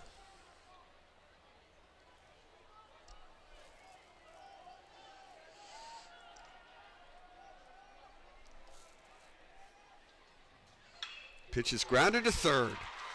We're going to go to the short, wait a second for the out. Nice play by Evan Smith to retire the side on a 5-4 put out. The Irish threaten.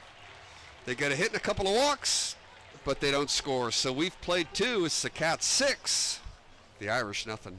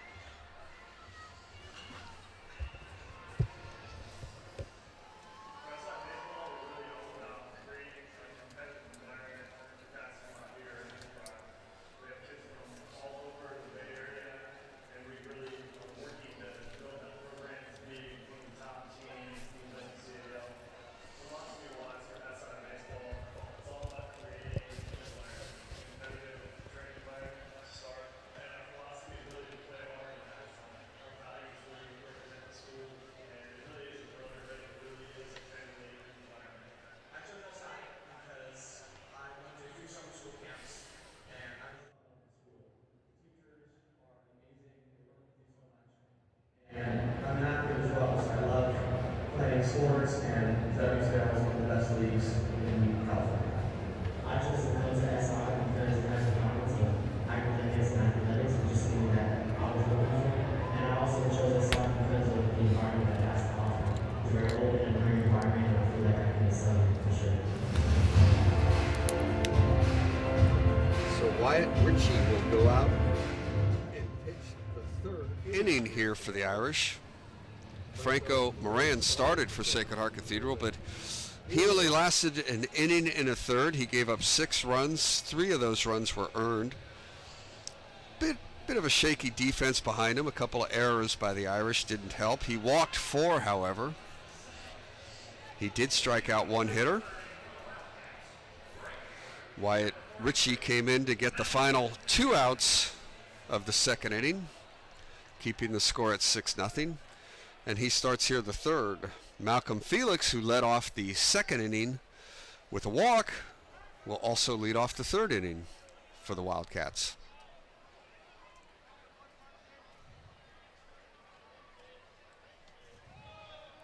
inside for a ball. So you see the 97 down there? Yep. The splash hits. You better know this one. Who's got the most splash hits for the Giants? Barry Bonds. And he's going to have the most, I think, in your lifetime, my lifetime, and everybody else's. Okay. I'm going to go with Barry Bonds. Yeah, it's Barry Bonds. I don't know how many he has for sure. I think it's about 38 or 9 or something, but no one else has more than 5. A ball and a strike. Now 2 balls and a strike to Malcolm Felix.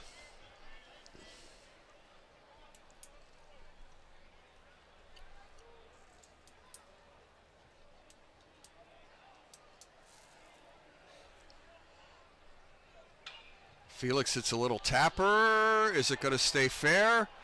It goes foul. That would have been an infield base hit. Smart move by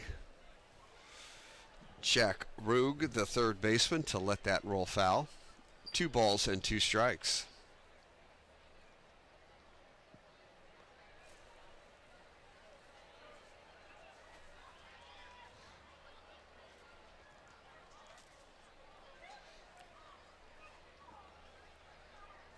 As Neil reported, Felix returning to the lineup, was injured, a concussion you said? Yeah. In one of the early practices of the season, but able to play again, been cleared. Has 2 hits on the year and 5 at-bats, batting .400, and there's a ground ball to shortstop. Beckett Montgomery with a nice pick, and he throws him out. So Malcolm Felix gets down the line quickly, but Montgomery with a fine play. 1 out, and that'll bring up Jackson Short. Short came up big with a hit over the right fielder's head his last time up. He'll be looking to do more of the same. Yeah, Short with a double, scored a run back in the 2nd inning. Yeah, and you can see those outfielders are way deep now. Yeah, good point. O'Valley in right field is 10 steps further back from where he was when Short hit his double back in the 2nd inning.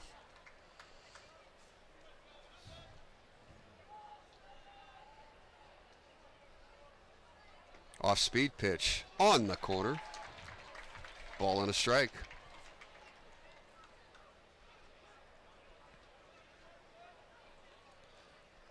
Did you watch the NC2A basketball game last night with San Diego State? I wish I did. I had a tennis match. We were playing against Lowell. Oh, there you go. Yeah, but glad to see SI representation on the next stage. Darian Trammell, class of 18. Went for 21 points last night to lead the Aztecs. 5th-year senior, COVID year. Transferred to San Diego State and has had a huge impact on the Aztecs program. I will say I'm not too happy about it because he did bust my bracket a little bit, but it's okay. Brackets are made to be busted. That's for sure. Every year I feel like, I'm gonna win Warren Buffett's prize money, and every year something happens. Jackson Short draws a walk, a 1-out walk. That'll bring up Patrick Ruane. Yeah, Darian Trammell, 21 points. San Diego State now to the Elite 8. First time in bracket history that no number 1 seeds made it to the Elite 8. So congratulations, Darian Trammell. Wyatt Ritchie with a pitch a little outside. Ball 1 to Patrick Ruane. Ruane was the back in the 2nd inning, put down that bunt that the Irish couldn't get an out on. Safe at first. Malcolm Felix ended up scoring on that play as part of a 4-run 2nd inning for the Irish.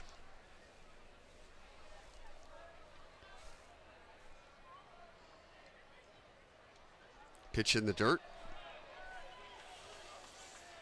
Jackson Short thought about it, but he returns to first.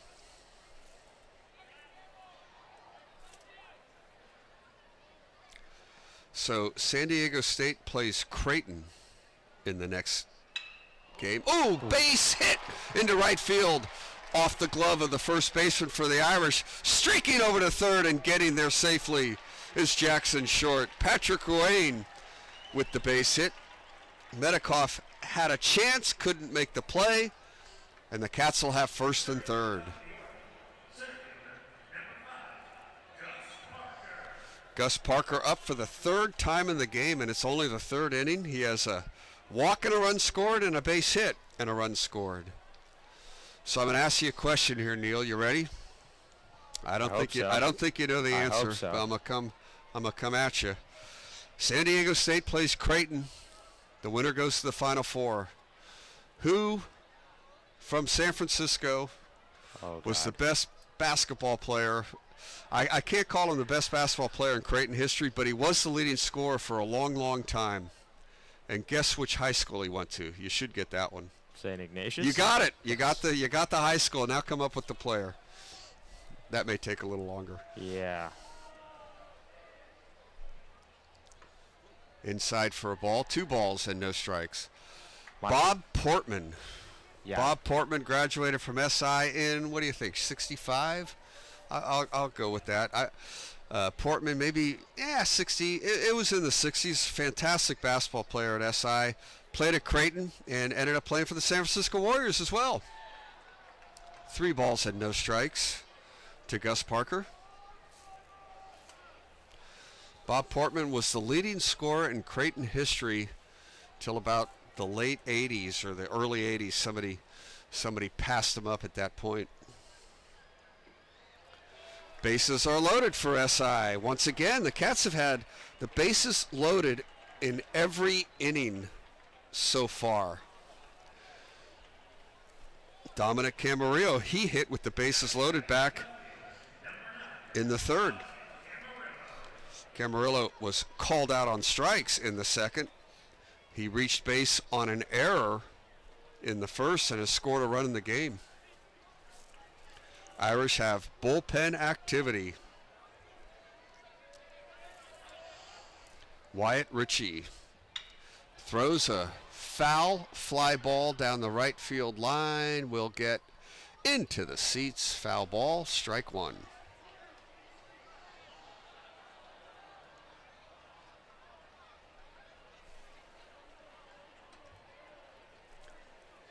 Camarillo hitting .364. Has 8 runs scored. Coming into the game, now 9, counting the run he scored in the first.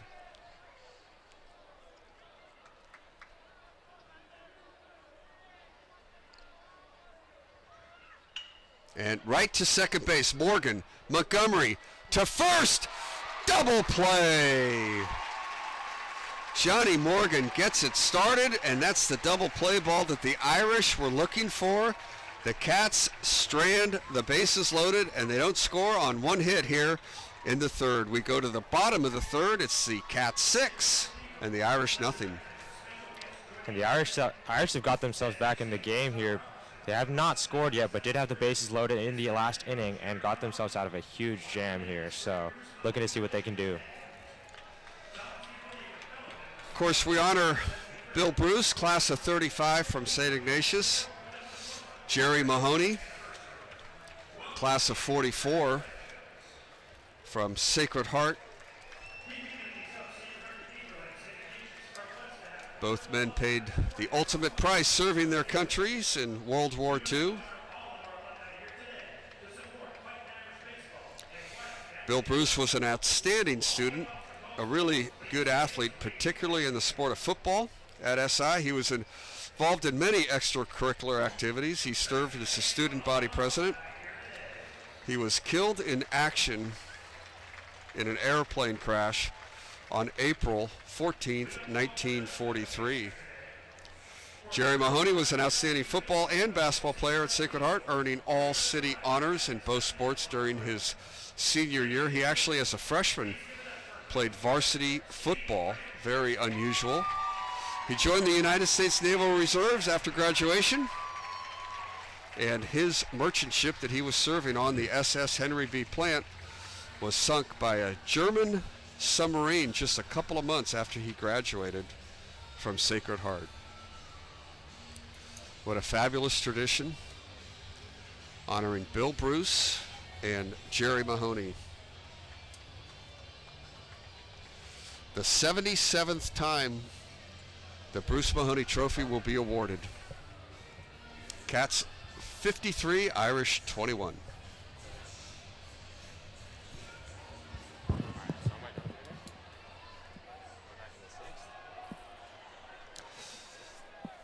So Nico Gamosius back out. Gabe Mallara will lead off for the Irish. Mallara hit the ball hard in his first at-bat, but he hit it right to the shortstop, Maloof, who turned it into a 6-4-3 double play.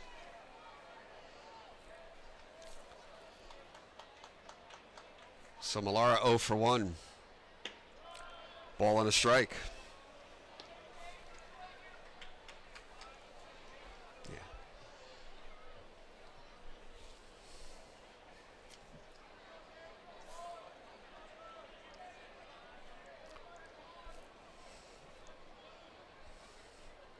Gamosius to throw, fouled away.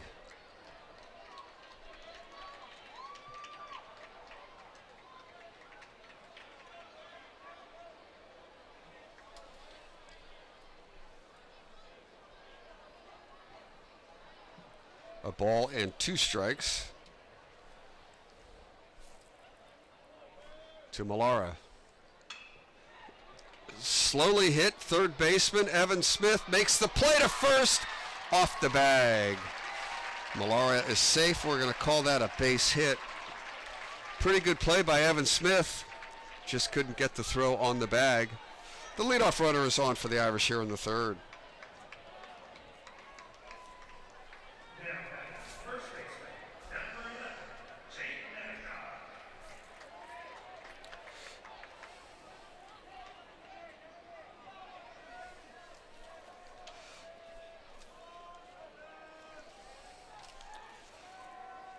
Tate Metcalf will hit. The first pitch to Tate is fouled away for a strike. No balls and a strike to Metcalf, the first baseman in the game today for the Irish. He walked back in the first inning. Hit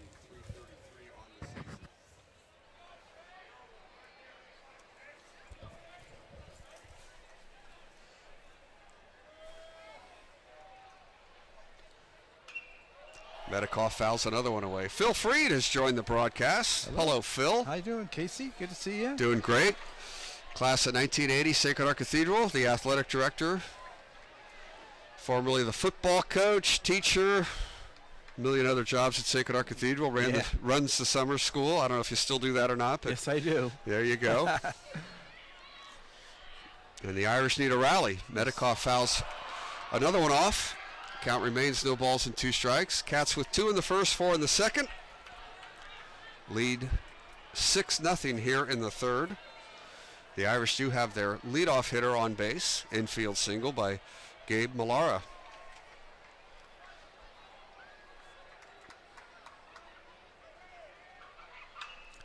Fly ball center field coming in quickly. Now the right fielder, but it'll be the center fielder, Gus Parker, making the play.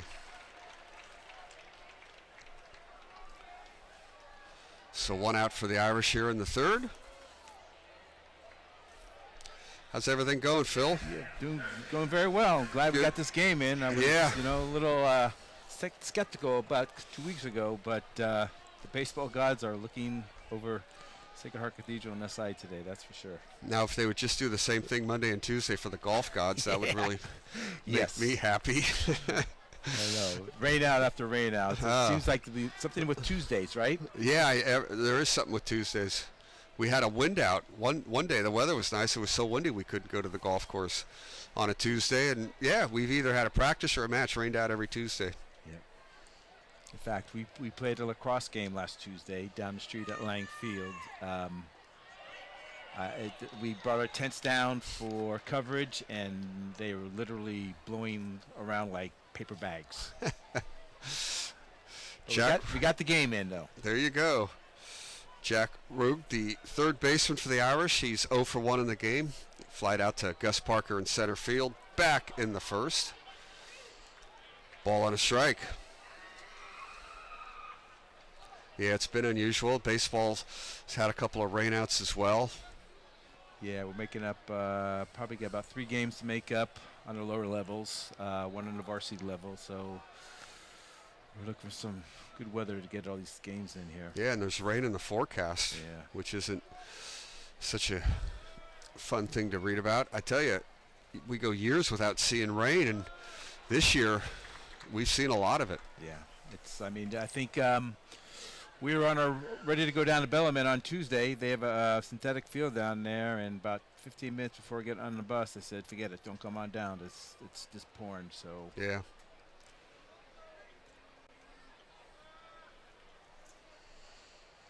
There's a line drive, and it will be caught.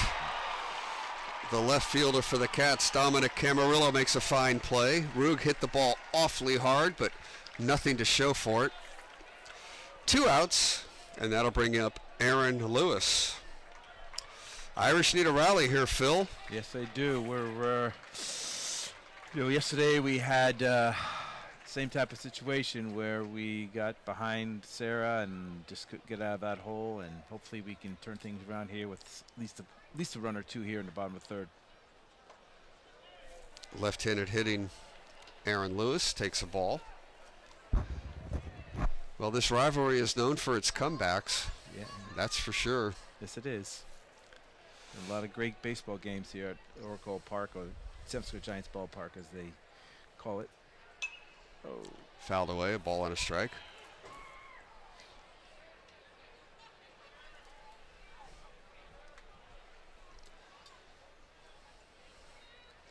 Yeah, the Sacred Heart Cathedral boys golf team will be playing Monday at Los Altos Country Club, a double match with St. Francis, led by the great Brian Inkster, and Mitty, head coach Joe Anzuolo. Joe is one of my favorite guys in the world. And there's a fly ball to center field. Gus Parker's going to have a lot of room, and he's going to make the catch. So no runs and a hit here for the Irish in the 3rd. We're going to go to the 4th. Cats lead 6-0. And on Tuesday, the Sacred Heart Cathedral boys golf team has another double match at Harding Park, and I really hope we play that one. Bellarmine and the Reardon Crusaders, Louis Eggleston, and of course my good friend Jeff Isola, the coaches of Bellarmine and Reardon respectively. At Bellarmine the other day, actually maybe I'll let you talk about it for just a second, but one of my golfers was featured in an article, Enrico Diaz. Yes, he was. Enrico is a senior at Sacred Heart Cathedral and was featured in, I do believe, Filipino American magazine that was talking about well-known golfers, both males and females, college and high school. And Enrico, who's been a 4-time varsity starter at Sacred Heart Cathedral, was one of the featured players in the magazine, and it was great and wonderful, and it spoke very well of Enrico, and I think it kind of described the type of person he is, and very mild-mannered, but when it comes to a golf course, boy, you can really drive that ball far. Yeah, he's a real humble kid. He just a sweet kid, pleasure to coach. 4 years on varsity, as you mentioned. And I don't know what conversations or what he's thinking about in terms of perhaps playing golf at college. What are his thoughts, ideas? Still working on it. Yep. Still working on it. You know, in that article, there was, I guess 5 Filipino golfers were mentioned. 2 of them I know fairly well. Dorothy Deslin, I remember back in the day, she won an LPGA event. Wow. That's how good she was. She was a first tee kid, I'm going to say the middle 90s or something like that, and won a tour event in the early 2000s. And then the other one, Isaiah Salinda, played at Stanford, played at Sarah. When he was at Sarah, he won the CCS individual title one year. Isaiah Cylinder's a fantastic golfer. He's a professional, trying to make his way up to the big tour. But Enrico Diaz, Sacred Heart Cathedral golfer. Boy, the time goes by fast. Yeah, it does. A few short months and he'll be graduated from Sacred Heart Gamosius Cathedral. goes after the first pitch and hits a ground ball to second. Johnny Morgan makes the play to first, so 1 pitch, 1 out here in the fourth. So Wyatt Ritchie has come in and calmed things down for the Irish. Cats with 2 in the first, 4 in the second. And Evan Smith will hit. This will be the first time in the game that Evan Smith will be hitting with nobody on base. Smith has 4 home runs on the year for the Wildcats. Made a fine play at third base an inning or two ago.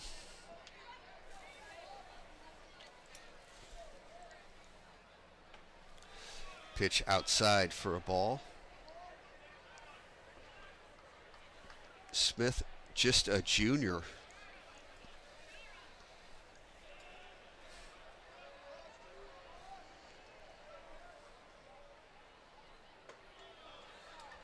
Outside for a ball. Do you know if is the home plate umpire, is that Don Simon down there? Yeah, that's Don Simon down there. I called it. Yep.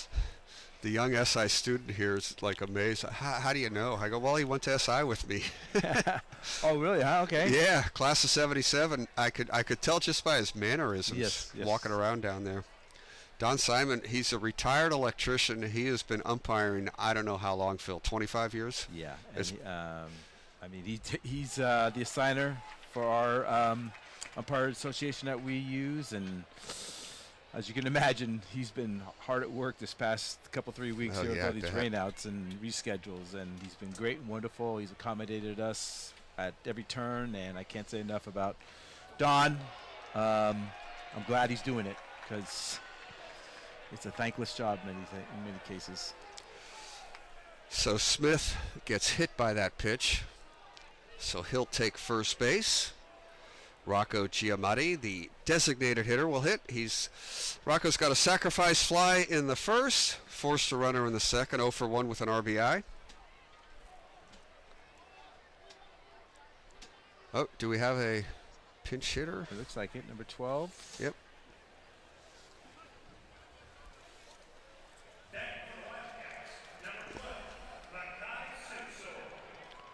Makai Susor will hit for the Wildcats. Here we go. Makai Susor, a junior, will assume the designated hitter role. So Giamatti out of the game and Susor in the game for St. Ignatius, right-handed hitter. And he takes the ball.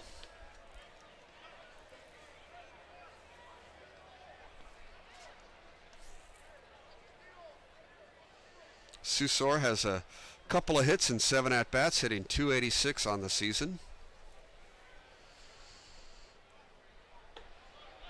The pitch is high.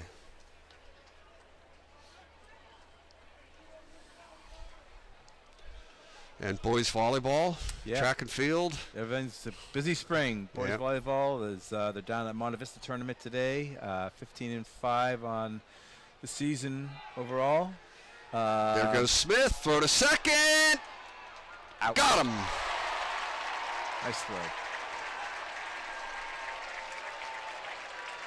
Nice throw down by Nathan Vines. And Evan Smith is cut down. 2 outs. 3 balls and no strikes to Susor. Yeah, of course, Na Tran. Yep. Coaching the boys team. Doing a great job. How many female head coaches for boys teams? At Sacred Heart Cathedral? Well, or just in general. I mean, I know she's like one of the first or one of the earliest, that's for sure. Yeah, so she is, I'm just thinking out loud here, she is the only female head coach of one of our boys teams. She's probably one of the only female coaches of boys teams in the WCAL. Right. As I think about our opponents. She is the longest standing head coach of WCAL for volleyball, men's volleyball, that is. So how long has she been the head coach? More than 10 years? Oh, yeah. Yes. Oh, yeah. She's probably the early 2000s. Oh, wow. So I'd say close to 12 to 15 years. Mm-hmm. Interesting. I think they're trying to figure out the count here. It was 3-0 for a moment. Now the scoreboard says 2 balls and a strike. And then, of course, Andy Chan. Did he just start at Sacred Heart Cathedral? He'd been there a while. Yep, this is year 25. Year 25. Actually, Wow. if you want to double it, since he does cross country and track and field, it's 50 seasons. It's 50 seasons worth of time service to Sacred Heart Cathedral. Yeah. That's impressive. It is, and he is still as passionate about it today as he was 25 years ago. So now the count will be confirmed at 3 balls and no strikes to Susor. Pinch hitting for Giamatti. Cats lead 6-0. And that pitch is in there for a strike. 3 balls and 1 strike. 2 outs here in the 4th. We're with Phil Freed, Sacred Heart Cathedral Athletic Director, class of 1980. John Scudder threw out a pretty good first pitch, I thought. Yeah, I told him, could always use some BB pitching, so that was pretty impressive.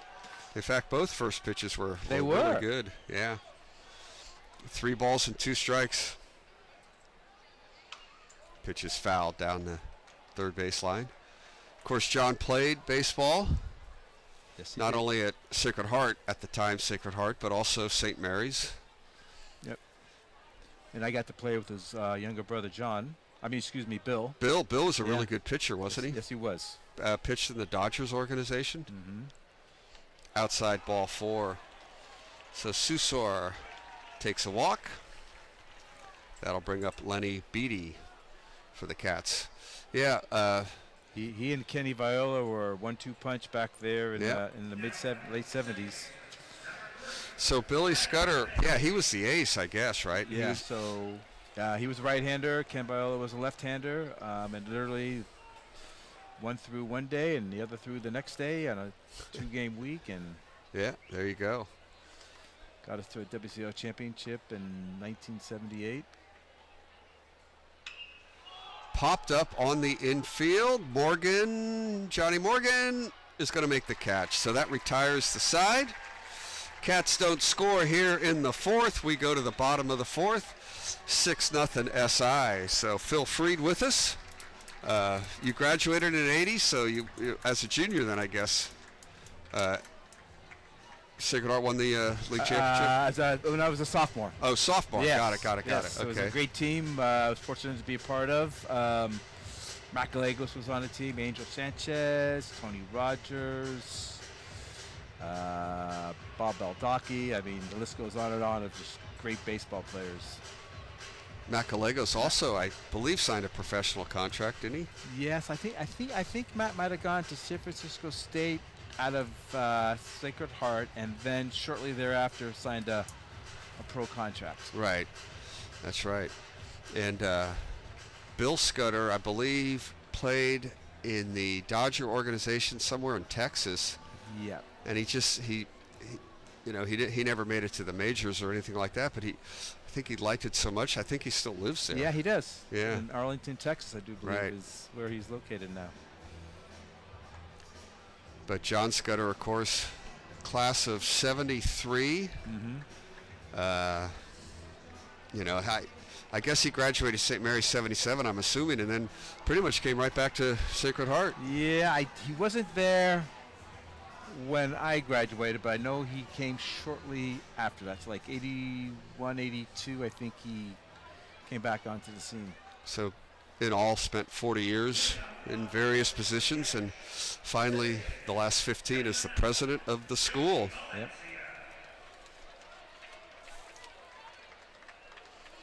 So Joey Valencia will hit for the Irish. He has a base hit in the game.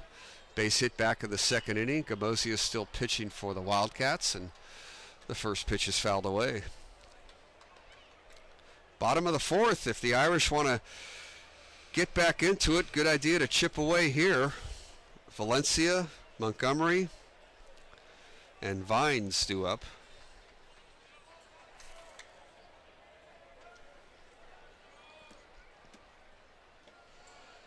Inside for a ball and a strike. So I guess swimming, is that also a spring sport? Swimming, yeah. John Riley in swimming down at the Boys and Girls Club. We got we have Jonah Lee, senior, two-time CCS 100-meter champion. Nice. Going for a three-peat this year. And we got girls softball, who's off to a stellar start. They're playing real well. Yeah. 8-0 at this point in time. Boys lacrosse is doing very well with an 8-2 record, and girls lacrosse, I do believe at this point in time, is 5-4. So a lot of great things are happening in the spring. As I said, golf and tennis is up there as well. Yeah, it's a busy time. Yeah.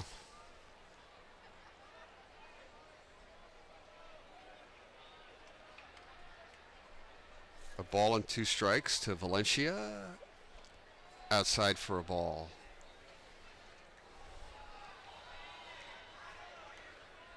Boys and girls lacrosse. The girls don't play the WCAL. Correct. They play in the West Bay Athletic League. Got it. WCAL does not have girls lacrosse. Okay. And boys lacrosse, so obviously. Yes. Yeah. I know a couple of years ago, not every team had, not every school, I should say, had a team in lacrosse. So on the boys' side, Valley Christian does not. Reardon just started their program a couple years ago. Mm-hmm. On the girls' side, Prez is just starting right now. Valley Christian doesn't have a team. So there's a lot of disparity on the girls' side in lacrosse. We tried to have it as a league sport once upon a time, but because of the great disparity, we felt it was in the best interest of the league to not have it any longer. So that's when we kind of let the teams go their separate ways. Another foul ball from Valencia. And, of course, the great thing about today, we've been talking about it throughout the broadcast, not just honoring Bill, Bruce, and Jerry Mahoney, but I guess this is the first time that the baseball game's going to decide a 5-game series. Yes. Adding, of course, girls volleyball and girls basketball. Long overdue, I shall say. Yep. It's been great. It was this year we were able to do it, all up at USF with the basketball and volleyball games, and football, of course, was at Kezar, and baseball being out here. During my time, I want to say baseball has been a deciding game about 50% of the time. Yeah. We got it right here if you want to count them up and look at. You might not want to hear this, but SI's had the trophy 53 times. No. Sacred Heart Cathedral 21. Yeah, I know that. With 3 ties. No, I know you know. I think this is the 14th time we've played out here at Oracle Park. Oh, okay, cool. Started in 2006. And I can remember, when we first had it, we were on a time limit. Oh. And it was 2 hours. And, I remember Bob Agar, who was AD at the time, he and I were like, there was no warm-ups in between innings. I mean, mound visits like this were going to be kept at a minimum because literally the Giant says you got 2 hours. And so we've come a long way since that time because we don't have any time limits. Yeah. And if we did today, this game would be in jeopardy, it's coming up on 2 o'clock now. And there is a game following. There is. Marin Catholic and San Marin are to follow. Their first pitch is supposed to be at 3, which is probably going to be delayed a little bit here today. There you go. It's a beautiful day, so that's okay. So a mound visit for SI. We don't keep track of those in high school, but they're a big deal in the major leagues now, that's for sure. Yeah. So Joey Valencia at first base. Beckett Montgomery drew a walk back in the 2nd inning. The shortstop for the Irish takes ball 2. Nathan Vines is on deck.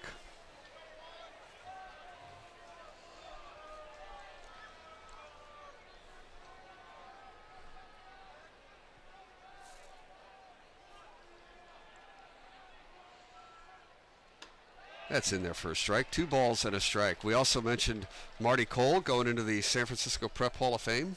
Yep. I think he was supposed to go back in 2020, I do believe. Right. They've kind of catching up a little bit right now. Yeah. Matt Gallegos is part of that same class. Oh, pick off. Throw to second. He's going to be out.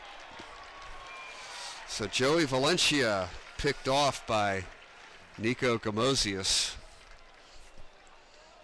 And that is the first out of the inning. Those left-handers are tricky. And Valencia was caught.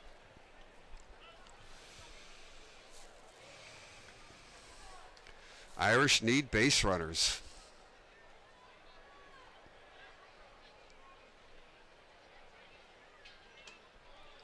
I know Marty Cole's grandson had a terrific career. Yep. Playing baseball here at Sacred Heart Cathedral. I think he's a senior now, if I'm not mistaken, at Niagara University. Right. Time flies. And I know from last year, Lucas Kelly at Texas A&M. Yep. Is he playing? Do you have any idea? I think I heard that he's on he's redshirting. Okay. I don't know if it's a medical red shirt, but I heard that he is redshirting this year. Ball 4. So that pickoff looms even larger. First 2 batters of the inning are walked, but Valencia got picked off. So 1 out. Montgomery is on first base. And that'll bring in Nathan Vines. And it looks like the Cats are going to make a change here. So Gamosius is going to go 3 innings, 3 1/3. And we're going to see a new SI pitcher. So Gamosius, 3 1/3. He's given up no runs, 3 hits. He did walk 5, and he will be responsible for Montgomery over at first base. Is he in line for a win? I'm not even sure. Do you? With only going 3 have to go 1/3. 4? Do you have to? What do you have to do? You know what? That's a good question, and, Yeah. and I truly don't have the answer to that.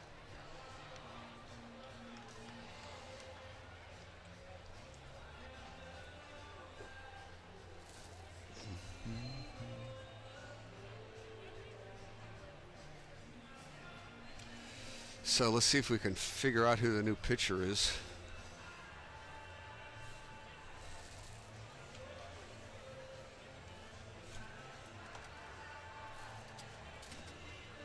Number 13. Sophomore. The great Kevin Buckley helping us out there. Number 13, Bo Schaefer. Just a sophomore is the new pitcher for the Wildcats.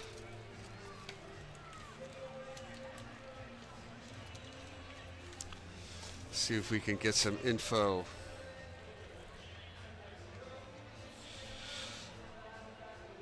By my notes, this is Bo Schaefer's first appearance of the year on the mound for SI.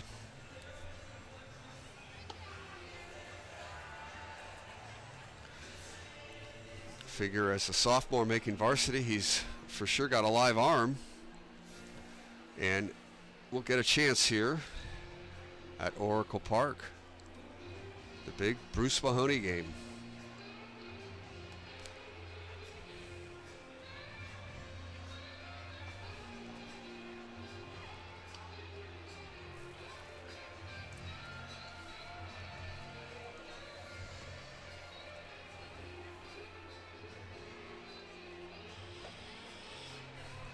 So Bo Schaefer, a right-handed pitcher, will face Nathan Vines, the left-handed hitting catcher for the Irish.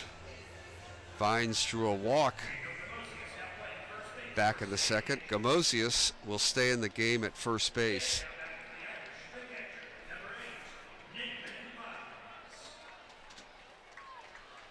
I wonder if Jackson Short stayed in the game as well, but we'll figure all that out for you.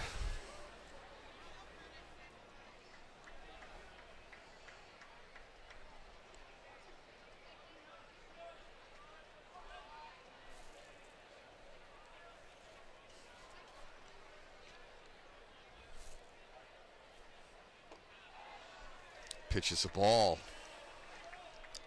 But I just mentioned Kevin Buckley. He's becoming quite the staple at these events already. Yes, he is. He just graduated in 2013, I believe, from Sacred Heart Cathedral. Mm-hmm.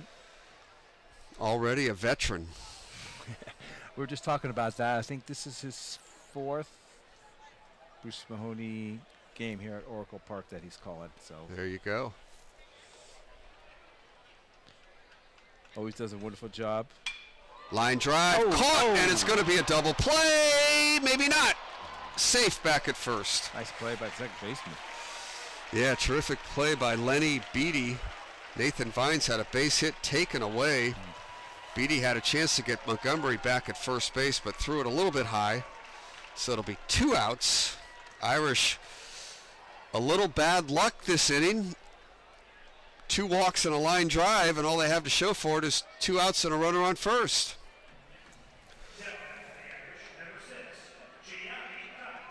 Gianni Conte is going to hit in the spot for Johnny Morgan. Gianni Conte is a junior.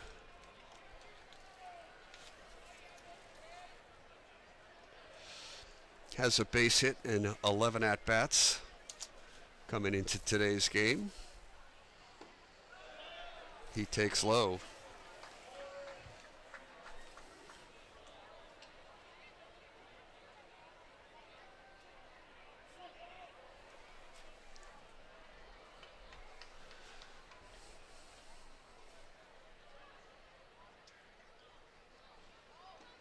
Ball 2.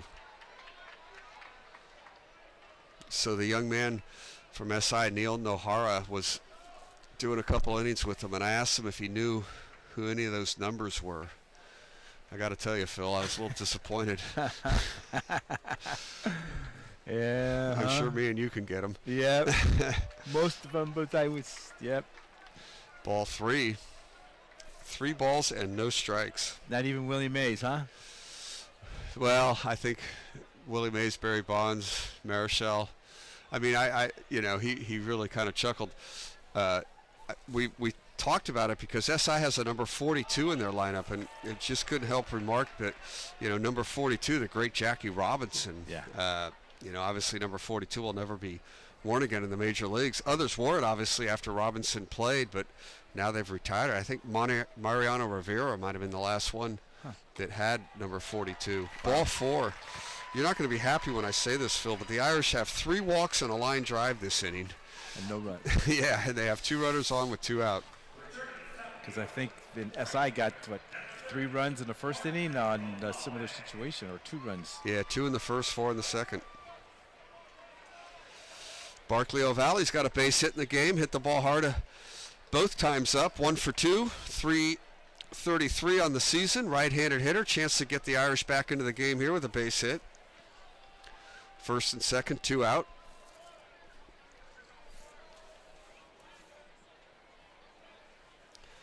Bo Schaefer, the sophomore, comes set. Outside for a ball.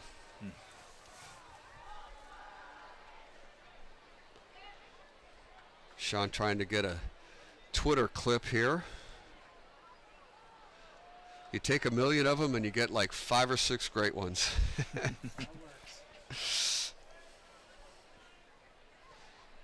Oh, timeout called before the pitch is delivered. O'Valley steps out.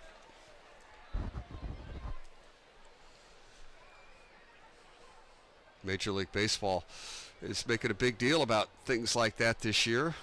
Not sure if O'Valley may have been just assigned a strike for doing that in Major Leagues. I'm not 100% sure how that might work. Yeah, that's going to be interesting, seeing how games are umpired here in the first couple of weeks of the season. Ball at a strike. Of course, the World Baseball Classic just ended. Shohei Ohtani against Mike Trout. People are calling it one of the best at-bats in recent history. Yeah. And I read a little thing on Twitter. Every pitch was in violation of the pitch clock. Oh, so, really, huh? Yeah. It took too long. Obviously, the umpire did the right thing by not doing anything about it and just let it play out. But it will be interesting, that's for sure. Schaefer with a nice pitch there, a ball and 2 strikes, so O'Valley behind in the count. With 2 out here in the 4th, runners on 1st and 2nd. It's going to be hard to not call it when it's time's up, right? Yeah, but you know, bases loaded, 2-2. I mean, it's just I just don't see how they're. We'll find out. Here it is, outside for a ball. 2 balls, 2 strikes, 2 outs, 2 runners on for the Irish. Montgomery at second. Conte at first. Gianni Conte, the pinch hitter, is at first base. He drew a walk. Gamosius at first base now, not holding the runner on.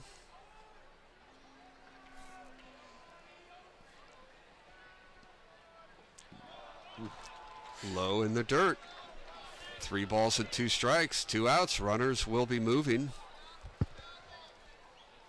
Ball in the gap, might score 2. Get the Irish back in this. SI leads 6-0. 2 in the first, 4 in the second for the Cats.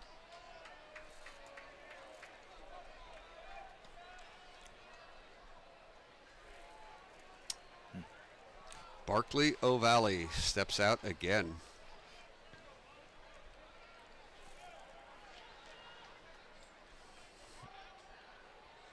The runners are going. Ball 4. All right. Bases are loaded for Gabe Malara. That is the 4th walk in the inning. 4 walks and a hard hit line drive. The Irish have the bases loaded with 2 outs. No runs in. Malara is 1 for 2 in the game. Hit the ball hard twice. First inning, hit it right to the shortstop. Maloof turned a double play, 6-4-3, had a base hit in the 3rd. If the Irish are going to get back into the game here, they're going to need something now. The game has slowed a little bit. Stepping out, Malera. Bo Schaefer set. He throws, swing and a miss.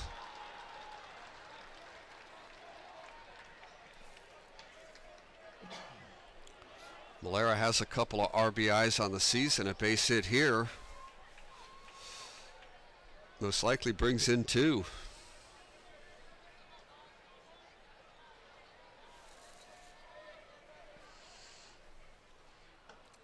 Strike 2, no balls and 2 strikes.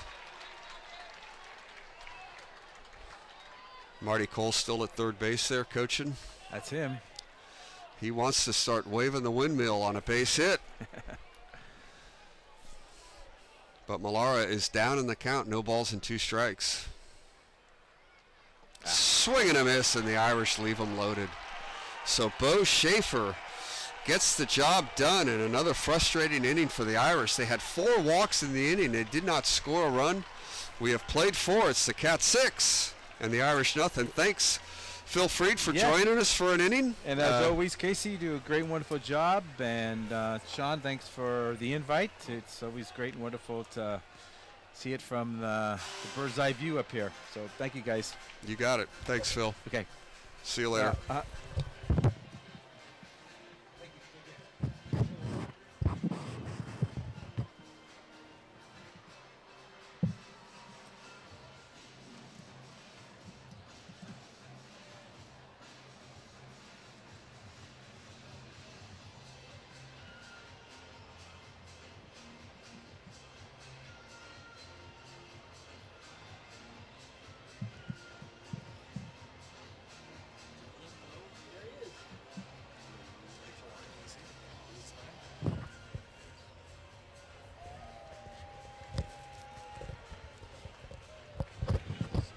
Fifth, the Cats with 2 in the first, 4 in the second, lead here 6-0. John Mulcairns, the athletic director at St. Ignatius, is going to join us. Thanks to Phil Freed for being around here in the 4th. John will join us here in the 5th.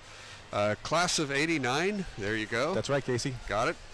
I just got a text, by the way. Bob Portman was class of 65. Yep, we're having some fun on the broadcast today. We were talking about Darian Trammell having a great game last night, leading San Diego State to an upset victory over Alabama. The next team they play is Creighton, and if you think of Creighton, you got to think of Bob Portman. Absolutely. Class of '65 from SI. Neil, the student here, had no idea what I was talking about, so good thing you're here to verify all of that. Verified for sure, Casey. And thank you for having me on. Yep. Yeah, thanks for being on.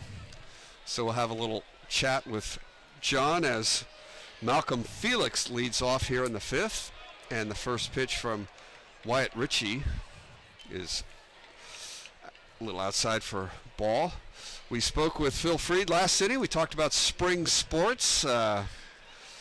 We both know that the weather hasn't cooperated quite so far. We've had some rainouts and some postponements, but other than that, I trust everything going well at SI. Yeah, things are going well. We last week we didn't think this game was going to happen today, so we are blessed to have some nice weather. That's for sure. Fly ball right field. O'Valley is going to make the catch. Malcolm Felix down. 1 out. So Bo Schaefer is going to hit in Jackson Short's spot. So we'll put Bo Schaefer in. Jackson had a double and a walk. And I think at some point, if needed, Jackson can return to the game in high school baseball. Yes, I believe he can re-enter. Right? Nico, I knew I was going to do that. Nico Gamosius went over to play first base after pitching. So Jackson Short not in the game at the moment, and Bo Schaefer takes a hack at one. I think Jackson is slotted to potentially maybe pitch there you go. an inning or two here as we get through this. He pitched in last year's game. He was a hard luck loser in last year's game. He was on the mound when the Irish took the lead. Really only gave up one hard hit ball. Had a great at bat with Lucas Kelly, as you recall. Fantastic. Like 11 or 12 pitches. Kelly fought off a ton of great pitches and finally walked. That was kind of the key at bat. Yeah, that's why no lead is safe out here, it feels like. No. Montgomery with a long throw. He got him. Nice play by the Irish there. A 6-3 put out. Bo Schaefer is retired. Medikoff with a nice play at first base. So that's 2 outs. That'll bring up Patrick Roy. So the spring sports are off to a good start. Yeah, good start. We have over 600 athletes out there right now, about 60 coaches. So it's quite a movement.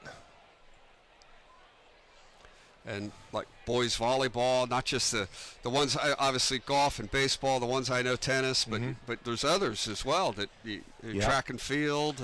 Crew lacrosse, yeah. Swimming and diving, track and field, as you said. That looks like a base hit to center field. No, it's going to be a diving catch by the Irish. Nice play by Gabe Millara, and that will retire the side. 3 up and 3 down, so the Irish trailing 6-0, but Wyatt Ritchie has done a heck of a job since entering the game in the 2nd inning. He's put up 3 scoreless innings. We go to the bottom of the 5th. The Cats still lead 6-0.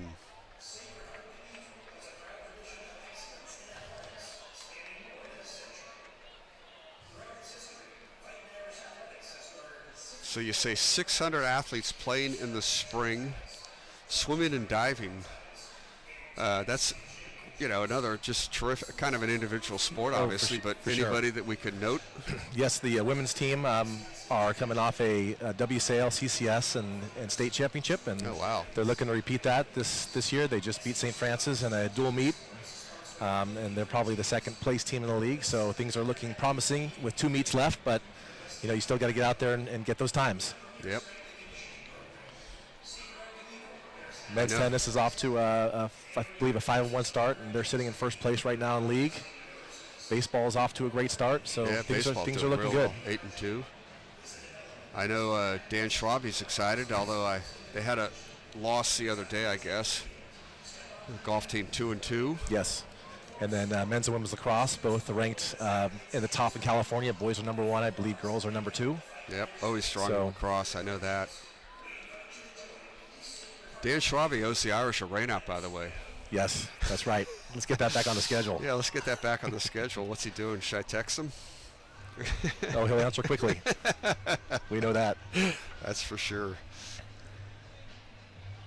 Yeah, Dan's a great guy. I was with Phil. I was talking about some of the other golf coaches in the league. I saw Brian Inkster up at Silverado this last week. There was a tournament up there, and Mitty has a guy, Joe Ansuolo. He's just a super good guy, and of course Jeff Isola over at Reardon. Louis Eggleston, right? Yep. Scott Hathaway, for God's sakes. I mean, just brilliant. Mike Langridge over at Reardon. I think I got everybody. You did. Just solid. Well, I mean, that's. I'm talking about golf, obviously, but the leadership, the head coaches, the coaching in this league is just unbelievable. It's fantastic. And Scott Hathaway does such a great job representing our league at the section meetings and runs a bunch of tournaments. Does a great job. Yeah, Scott is one very cool guy, no doubt about that.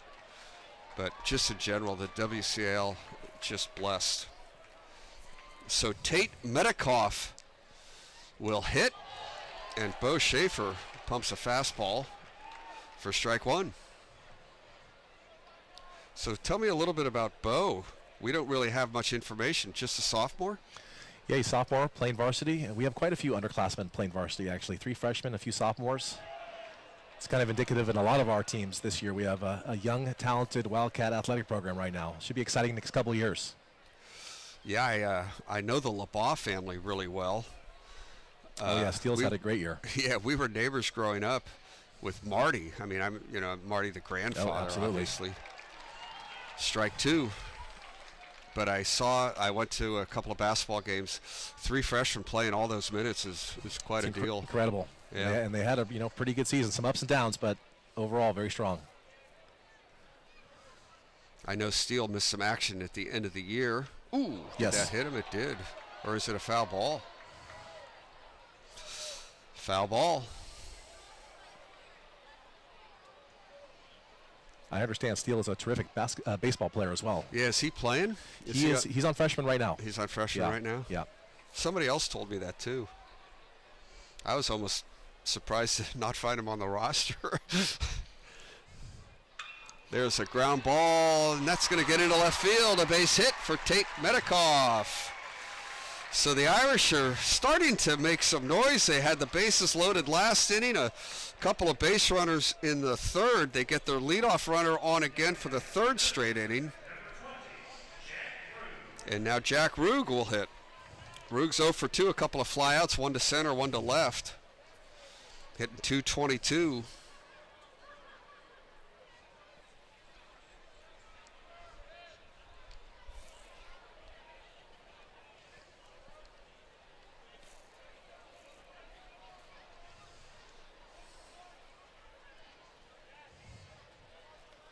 Do you ever wake up and wonder how many teams are playing today? Am I going to miss one? Oh, I know.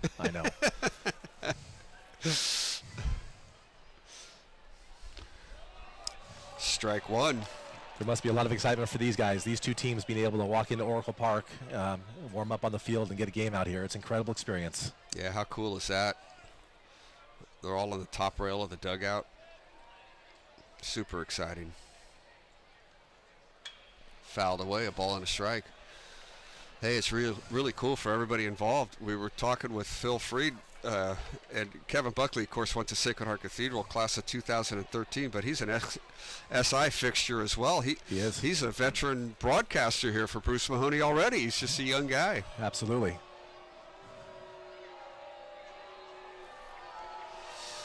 So the umpire has an issue with Bo Schaefer's. I'm not even sure. It wasn't Don Simon that went out. By the way, Don Simon, class of 77 with me. He's been behind the plate a few times. Yeah, I remember. He's just a baseball nut. Years after we graduated, we were at a tournament up in Lake Tahoe, softball, slow pitch softball, and I saw him. Oh my God, I didn't know how much he loved, baseball / softball. I mean, we played a game against each other. We hadn't seen each other in a while. And we started talking after the game. I mean, he is just passionate about the sport. And you have to be. I know how old he is. He's 63 years old. I couldn't imagine standing behind home plate right now. So 2 strikes is the count. The pitch is lined into center field. That is going to get down for a base hit. Gus Parker looked for a second like he might be able to get there, but in the end, a base hit for Rug, and the Irish now have a rally started with 2 on and nobody out. A couple of base hits for Sacred Heart Cathedral here in the 5th. That'll bring up Aaron Lewis. Lewis grounded out to second, hit a fly ball to center field, 0 for 2 in the game. The Irish last inning had 4 walks, and they did not score a run. Joey Valencia getting picked off.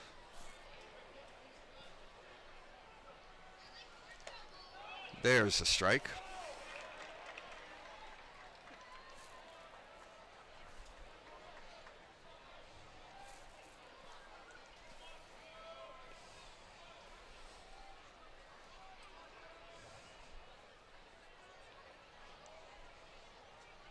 Swinging a foul ball. So Schaefer throwing strikes here in the 5th. Has given up 2 hits, but is ahead in the count 0-2 on Aaron Lewis. Valencia on deck for the Irish.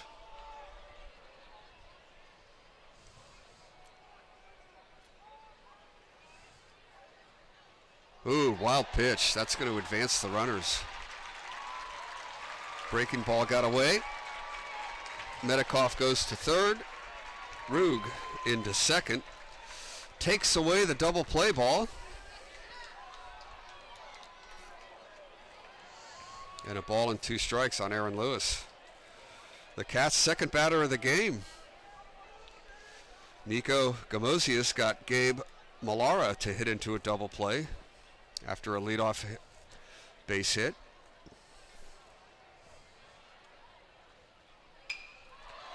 Down the left field line, but foul.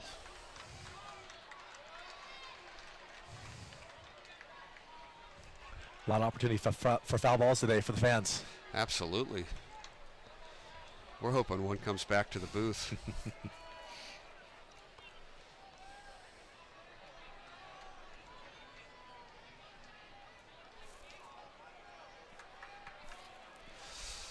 Lewis down, a ball and 2 strikes. Here it is. And it's grounded to shortstop. A run's going to score, but the out is going to be made. So the Cats are very happy with that. Maloof with a strong throw to first base to get the out. And St. Ignatius is happy to trade a run for an out in this situation. 6-1 Cats. 1 out and a man on third. Joey Valencia will be the hitter.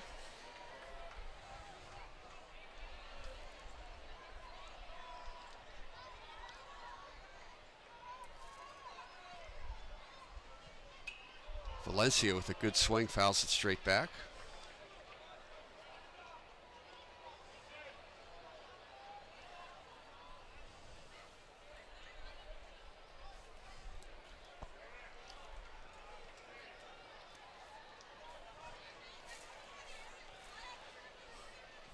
Bo Schaefer set, he throws.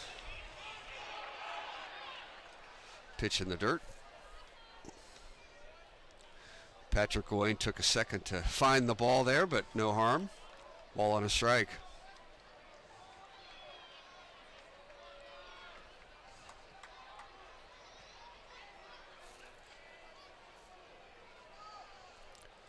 Valencia has reached base twice, had a base hit in the second, walked in the fourth.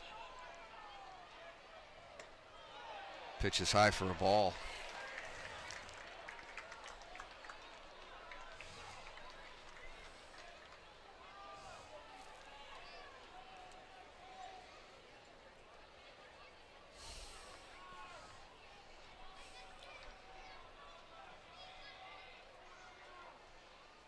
Swing and a miss.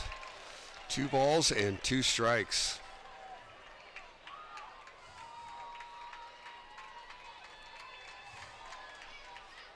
The Cats do have some activity out in the bullpen.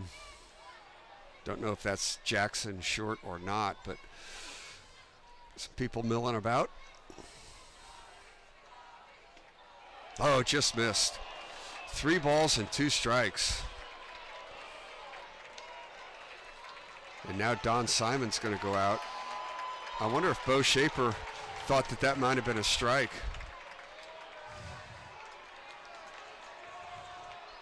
Pitch was close. I don't know if that's what they're talking about, but Brian Polizzi will come out and assess.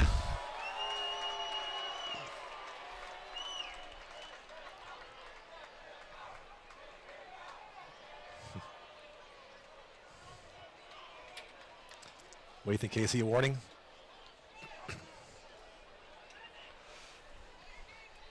You don't often see the umpire lead the mound visit.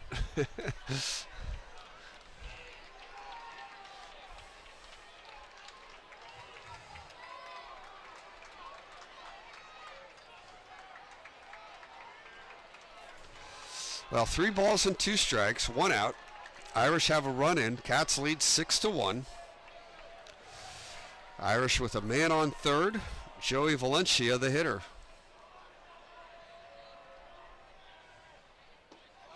Strike 3 called. So Bo Schaefer gets the big strikeout. 2 outs. And that'll bring up Beckett Montgomery.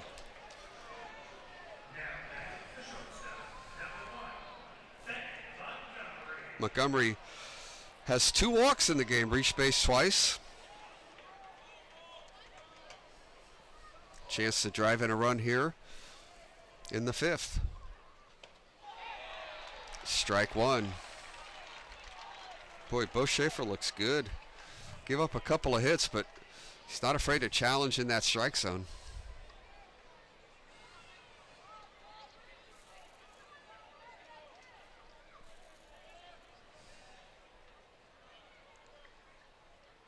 Swing and a miss.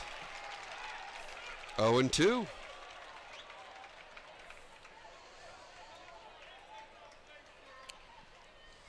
Nico Gamosius went 3 1/3.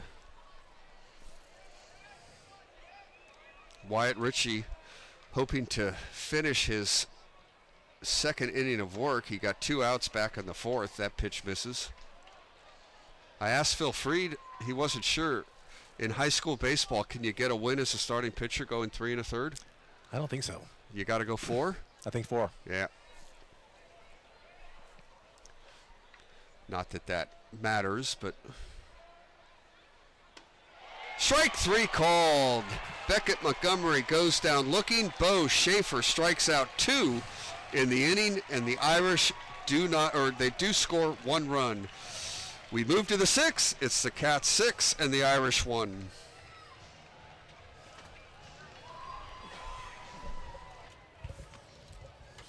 Thank you for having me on, guy.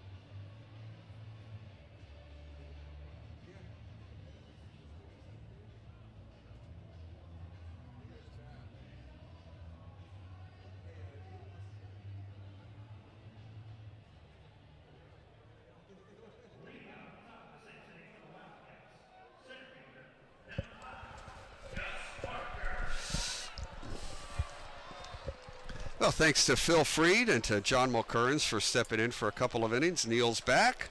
Welcome back, Neil. Irish on the board, but Cats still lead 6-1. Wyatt Ritchie's been pitching well for Sacred Heart Cathedral, and Gus Parker is going to lead off for the Cats. Parker has 2 walks and a hit. Scored 2 runs. Gus Parker hit in the first inning, second inning, third inning, and now not hitting again till the 6th inning. That tells you what a good job Wyatt Ritchie has done in relief for the Irish. Ooh, fly ball left field. Fairly deep, but plenty of room. That's Aaron Lewis! And he makes the catch. The center fielder came over. Millara as well, but Lewis makes the play. 1 out. And that'll bring up Dominic Camarillo. Looks like we have a pinch hitter here. We do. Emmett Johnson. So Emmett Johnson is a sophomore. He's got 3 hits on the season, 3 for 15. He's scored 8 runs, which is very impressive. Has an RBI. So he has 3 hits on the year, batting .200. And a sophomore gets a chance to hit here. Pitches inside. In addition to all that, he also has 8 stolen bases, so the Irish will have to watch out again if he manages to make his way to first. Speed guy, 8 steals. SI has an impressive number of stolen bases. You know, that speed showed up in the first inning. Gus Parker was running on a pitch, and Dominic Camarillo, you know, hit a ground ball, second base. Might have even been a double play ball if Parker wasn't running, but Parker got to the bag. And then Johnny Morgan, with all the activity at second base, made a bad throw to first. Set up the Cats for their 2 runs in the first inning.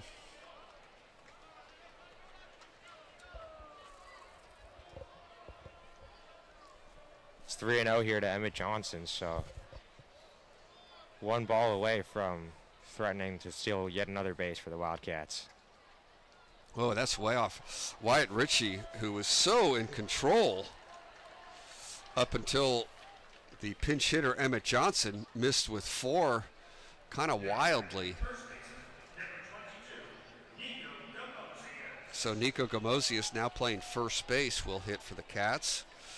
With a 6-1 lead, not sure Emmett Johnson will go, but we'll see.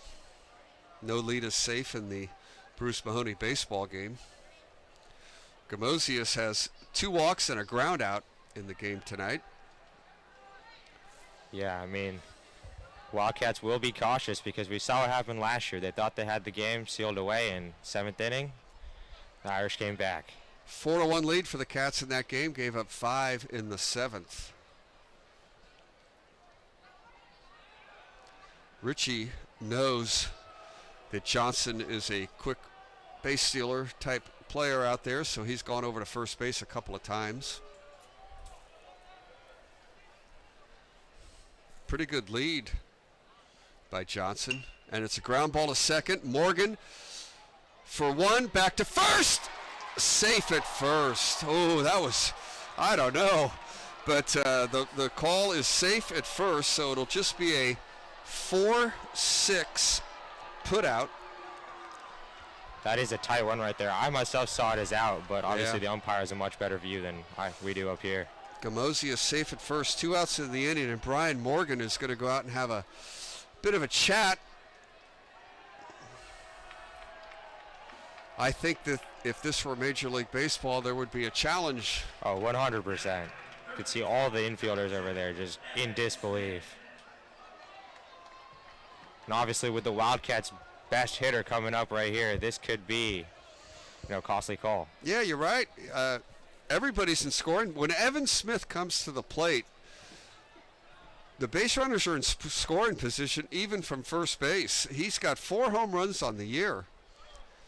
Takes the ball, hitting .421, has scored 15 runs, has 8 RBIs. He leads the Cats in all the offensive categories,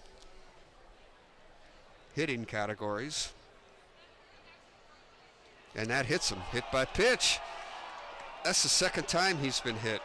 He's a little disappointed. He wanted to hit, not get hit. He'll go to first base, and that'll bring up Rocco Giametti. Looks like another pinch hitter for the Wildcats. Yep. Number 12, Makai Susser. The last time Susser came up to pinch hit, it was a 1-1 tie ball game against Sarah, and he drove in 2 runs, which ended up being the winning runs for the Wildcats. And the Irish are going to change pitchers. So Makai Susser actually did hit in the 4th inning. I missed that. Giametti is out of the game, but so Susser was the one that got the big hit in that game against Sarah. Yeah. Cool. Good for him. So very good job by Wyatt Ritchie. Notwithstanding the 2 base runners in this inning, Ritchie came in a mess back in the 2nd. The Cats were ahead 6-0. He pitches into the 6th inning, has 2 outs, and the Cats still on 6 runs, leading now 6-1. So a very fine job by Wyatt Ritchie. It does look as though Giametti might be coming back. He's hitting some warm-up swings and is the closest batter to the plate as of right now.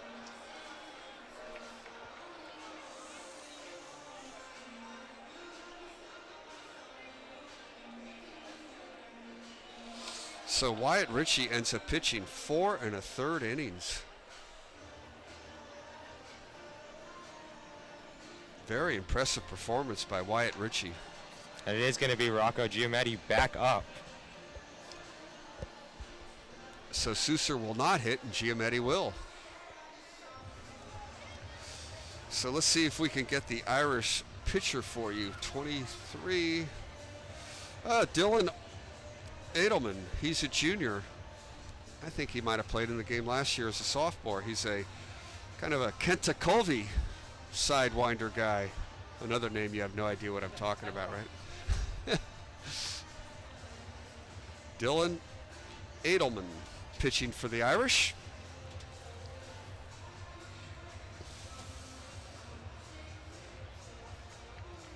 Yeah, I think you're right about playing last year. That motion's kind of hard to forget. So Rocco Giametti, who has a sacrifice fly and a ground ball out, 0 for 1 in the game. Makai Susser had a walk. So Susser out, Giametti back in.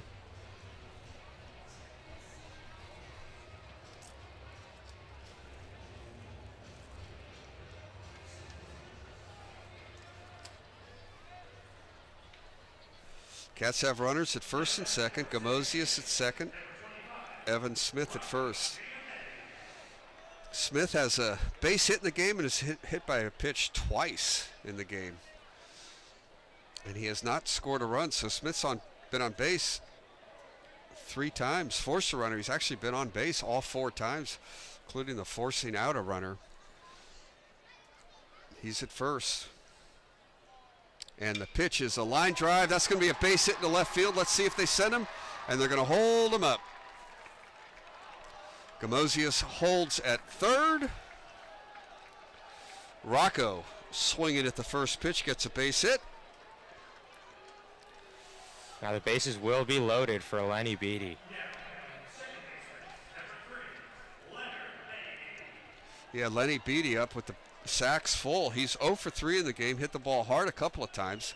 Has a ground out to shortstop, a fly out to center field, and then he popped up to second base. Johnny Morgan with a nice catch in short center field. Edelman pitches a bit high, 1 ball, no strikes.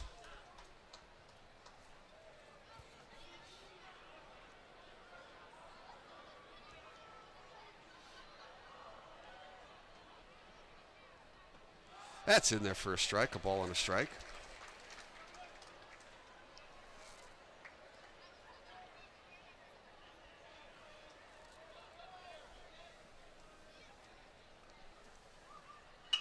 Ground ball second base. Johnny Morgan will go the short way for the out.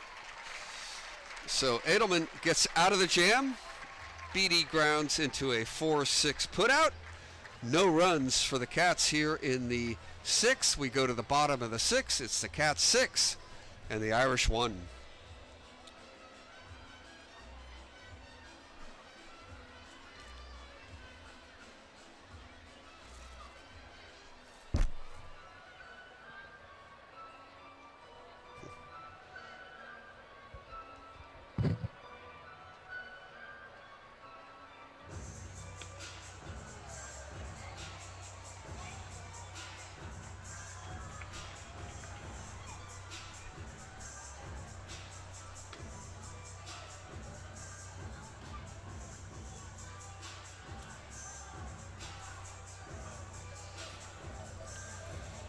So the Irish will have Nathan Vines to lead off here in the bottom of the 6th.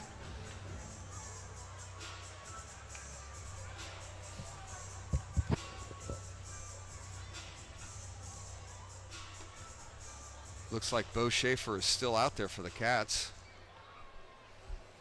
Schaefer's done a fine job too. I'm quite impressed, actually. Or is that a new pitcher? Okay. Still Archer.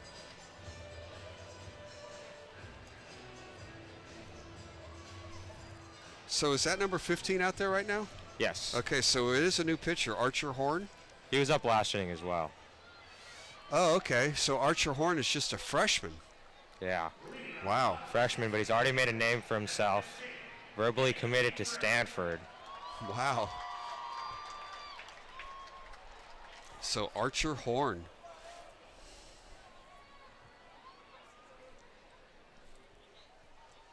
Just a freshman here in the Bruce-Mahoney game, and he gets a swing and a miss. And he really is a special talent. I was sitting down there in the student section for a little bit. His balls had some serious zip on them. Pinch hitter for the Irish, Anthony Real, hitting for Nathan Vines.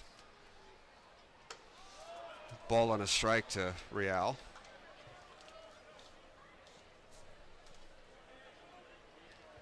Real has 3 hits and 11 trips this year, hitting .273.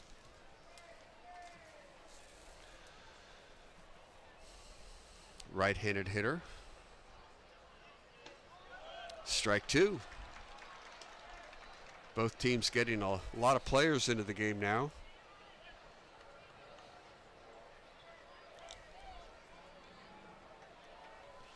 Archer Horn, just a freshman.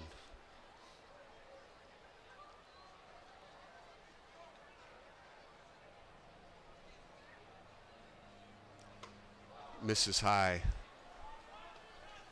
2 balls and 2 strikes.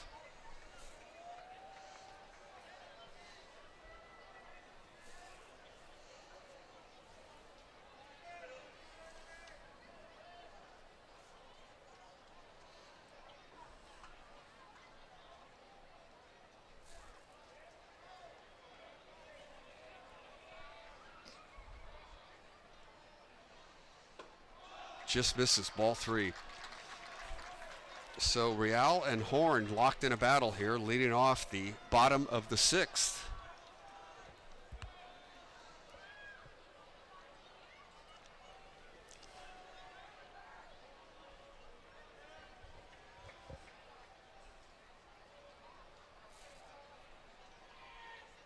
Ball 4. You do not want leadoff walks. You don't want them anytime, but with a 6-1 lead, you want to make those guys hit their way on, but Horn misses with that one. Those leadoff walks have already cost the Irish 6 runs today, so we'll see if the Wildcats can avoid similar issues.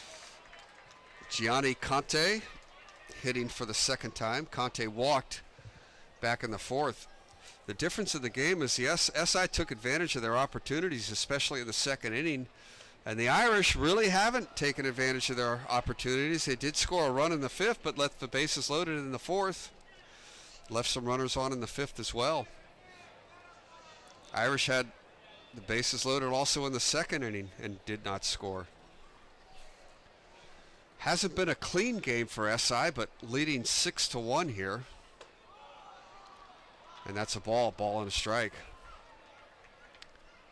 SI's walked a few more batters than they would have liked,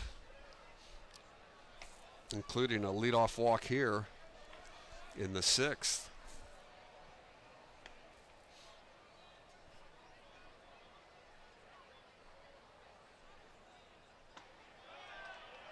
Outside for a ball. 2 balls and a strike to Conti.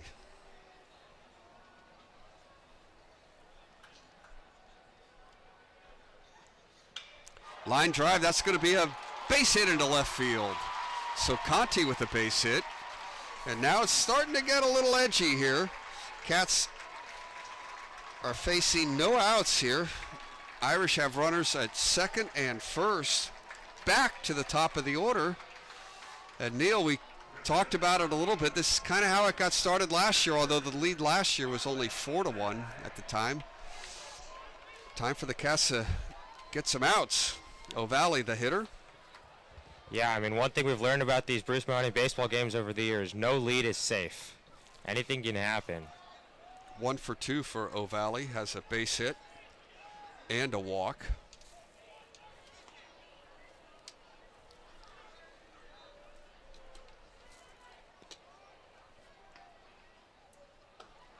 That's there for strike 1. 2 on, nobody out. I mean, as a freshman, you got to be feeling the pressure here.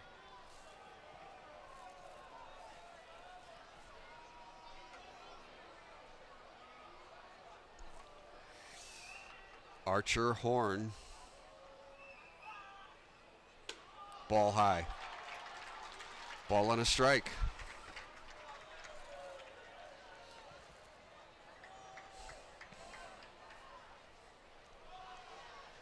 And now a mound visit for the Cats.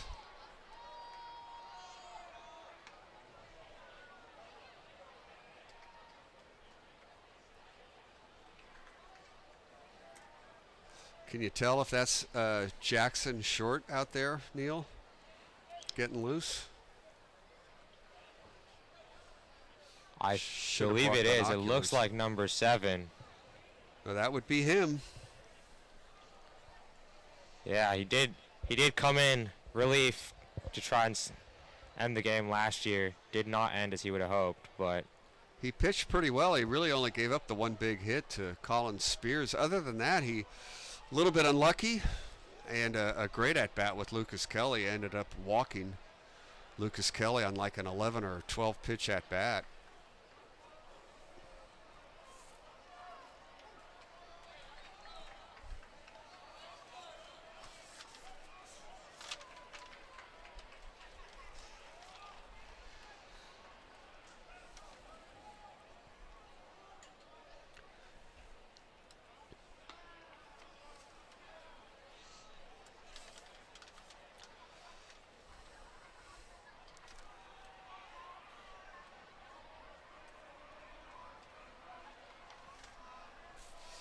Here's the pitch. Outside for a ball. 2 balls and 1 strike. Cats lead 6-1. Irish have 2 on, nobody out here in the bottom of the 6th. Leadoff hitter for the Irish, Barkley O'Valley.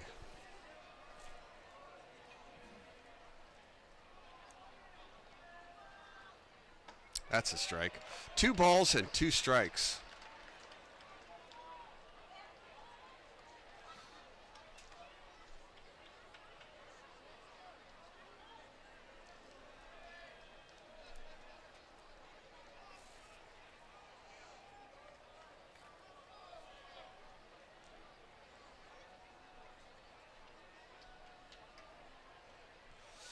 Another step out.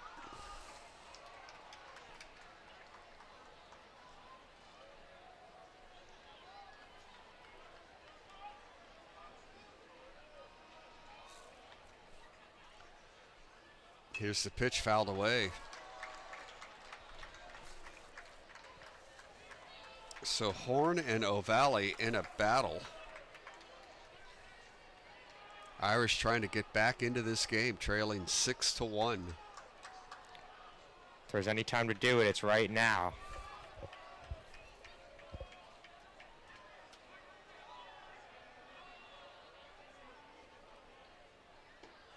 Low for a ball.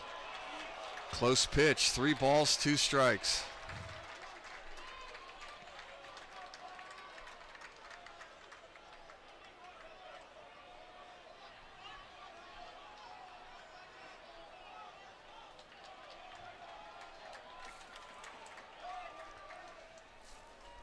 Three balls, 2 strikes. No outs, runners on first and second. Here it is. Ball 4. And the Irish have the bases loaded again. SI living dangerously the last couple of innings, loading up the base paths. The Irish only have 1 run in the game. Cats still have a nice lead, Neil, but bases loaded, nobody out.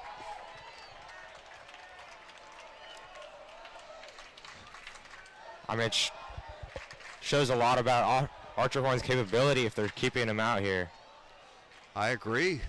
They're going to let the freshman stay on for at least another hitter. Gabe Millara has a base hit in the game. Millara's hit the ball hard twice. Once he happened to hit it into a double play. The other one was a base hit. 1 for 3 in the game. Big inning here. Bases loaded, nobody out. Sacred Heart Cathedral looking to get back into the game. There's a strike. Big strike 1 there. He's doing a pretty good job at getting strike 1, even strike 2. But he hasn't closed anybody out yet this inning. Giving up a hit and 2 walks.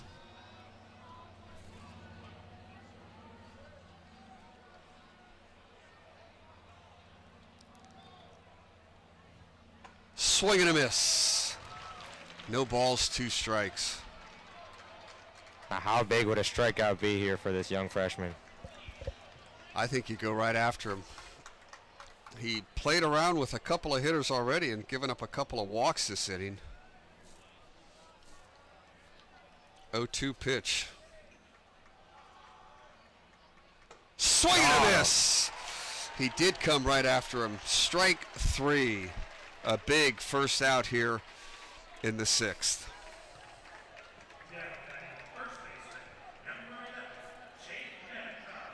So Tate Metcalf, the first baseman for the Irish, has a walk and a hit in the game, 1 for 2. He scored the Irish only run back in the 5th inning. Not out of the woods yet. That big strikeout, but 2 more outs to get for Archer Horn. On the corner, strike 1. There it is, 1. Another strike 1.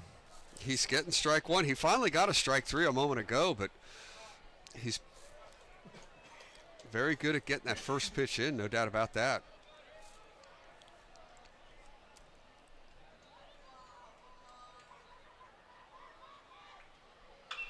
Popped up. Foul ball on the infield, playable for Gamosius, and he's going to make the catch. A big second out, no advance by the runners. Gamosius caught it in foul territory. 2 outs. 1 more to get for the freshman, Archer Horn.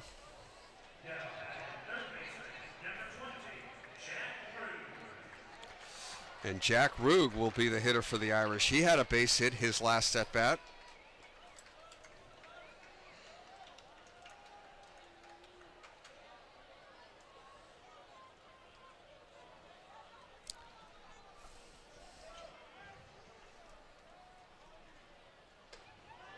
Strike 1. Through 5 innings, the Irish have left 9 runners on base.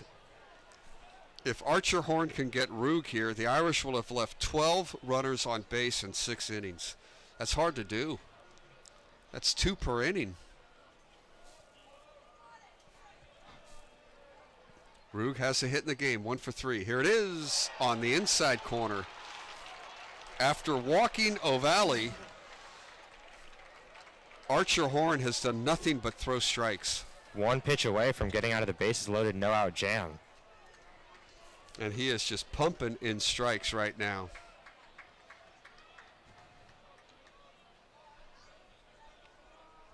Here it is. Line drive left field. Making the catch out in left field is that Camarillo out there? Or I think. Yeah, or I think Camarillo went back into the game. He makes the play, and that'll retire the side. So the Irish again threaten but do not score. They leave 3. Sacred Heart Cathedral has left 12 men on base in this game, and we go to the 7th, and the Cats lead 6-1. That was some big stuff there by Archer Horn. Freshman, Irish threatening to come back. Both student sections cheering loudly. Holds his nerve.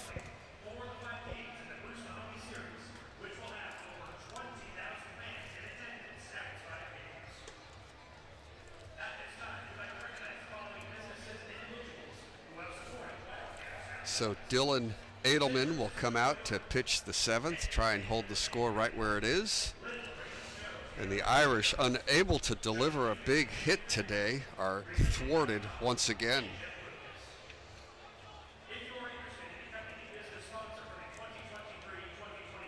The Irish have 6 hits in the game.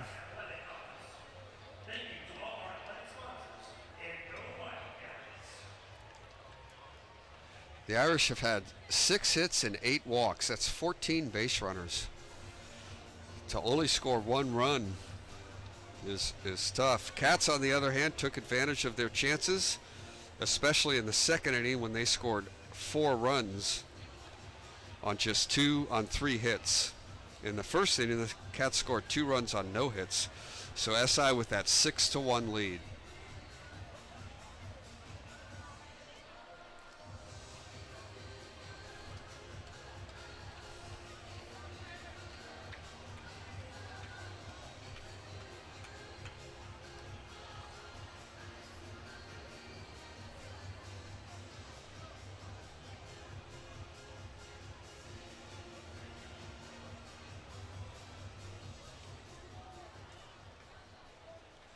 Leading off for the Cats here in the 7th will be Malcolm Felix.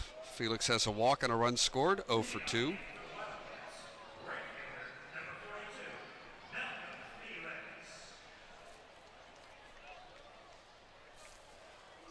Dylan Edelman in his 2nd inning of work. He throws a strike on the inside corner.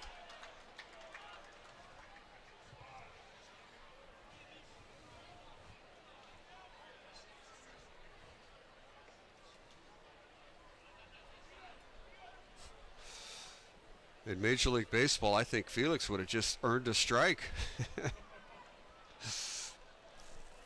Edelman was clearly ready to throw a pitch. Up the middle. Over to first. Morgan makes the play. A 4-3 put out. 1 out here in the 7th.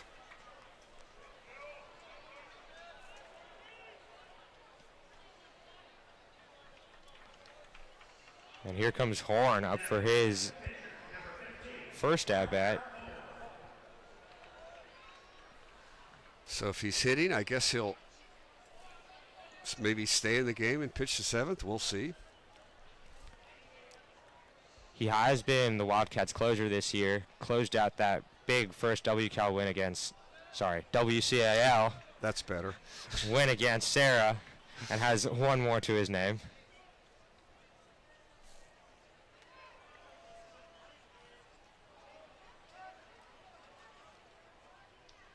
Swing and a miss.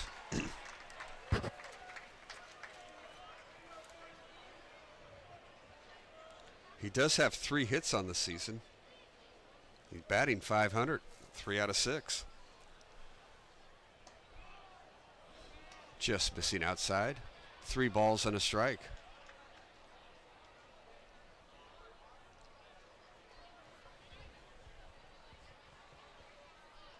Swing and a miss. 3 balls and 2 strikes.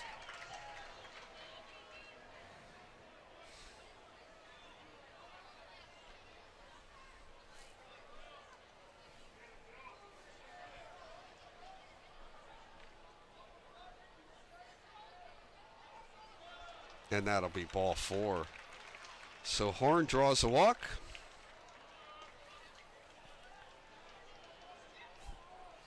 Patrick Ruane due up. Ruane has a sacrifice fly and a base hit, scored a run. 1 for 2 with an RBI.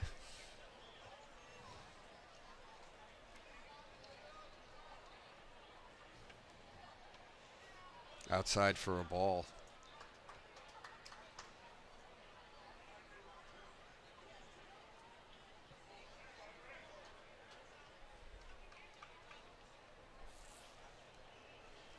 Dylan Adelman on the mound for the Irish.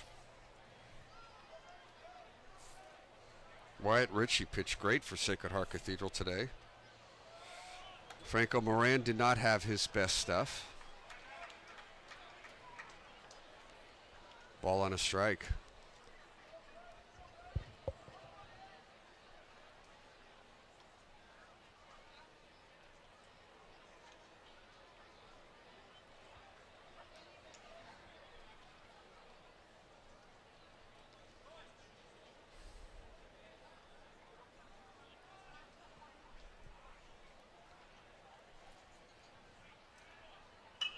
Ground ball to third.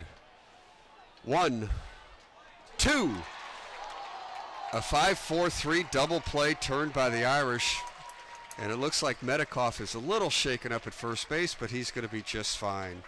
So a fine double play started by Rug, a 5-4-3, and we are going to move on to the bottom of the 7th. No runs for the Cats in the 7th. SI leads 6-1.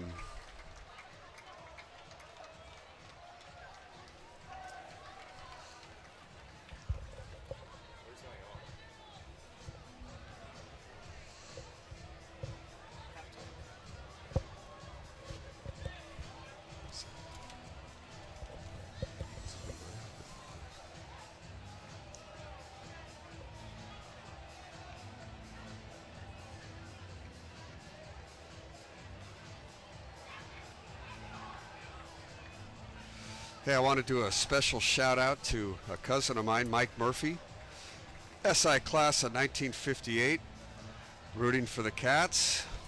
He's in Stanford Hospital right now, recovering from some senior ailments. So best wishes to the great Mike Murphy, class of 58. His kids attended St. Francis, but the grandkids, lots of grandkids coming through St. Ignatius. Basketball players, football players, just a great guy.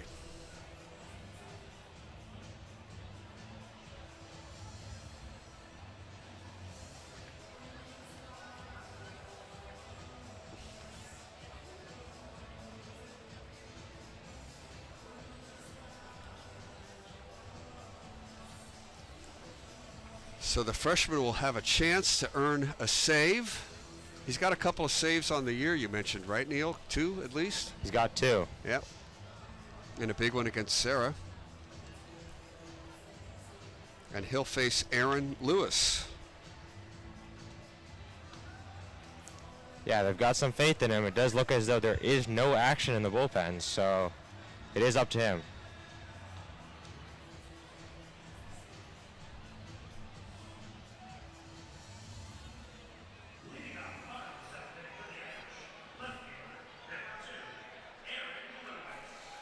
So Aaron Lewis will hit. He's 0 for 3 in the game, a couple of groundouts and a flyout. Valencia on deck. Beckett Montgomery to follow.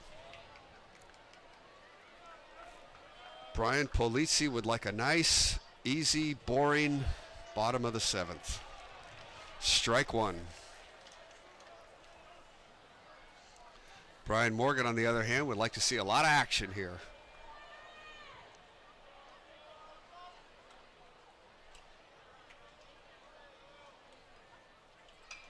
Fouled back towards us, almost, Neil. Almost had a play. Already got 1 today. We're good. Yeah, I see that. Let me see that bad boy for a sec. There you go. Like it. Is that the one that was laying out over there? Yes, sir. It's got some Oracle Park dirt on it, too, so Gonna keep it. There you go. 0-2 the count. Maybe I'll just tell somebody Buster Posey hit it. Horn throws, swing and a miss, strike 3. That's the way to get the 7th inning started for Archer Horn. Horn's pitched very well in relief.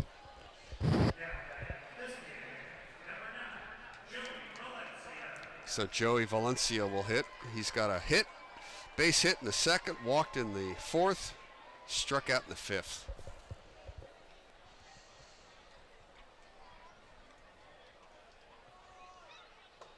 Ball high. Very quiet on the Irish side right now. They would love nothing better than to get a little rally started and to make a little noise.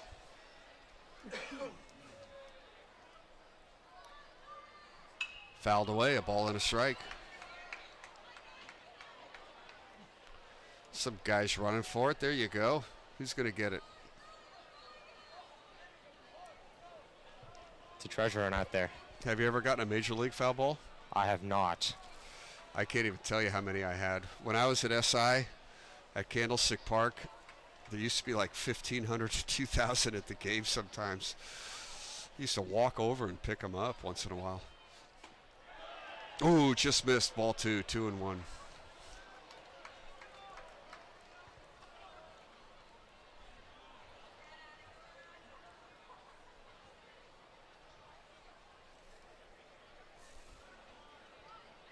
Joey Valencia against Horn. Here's the pitch, swing and a miss.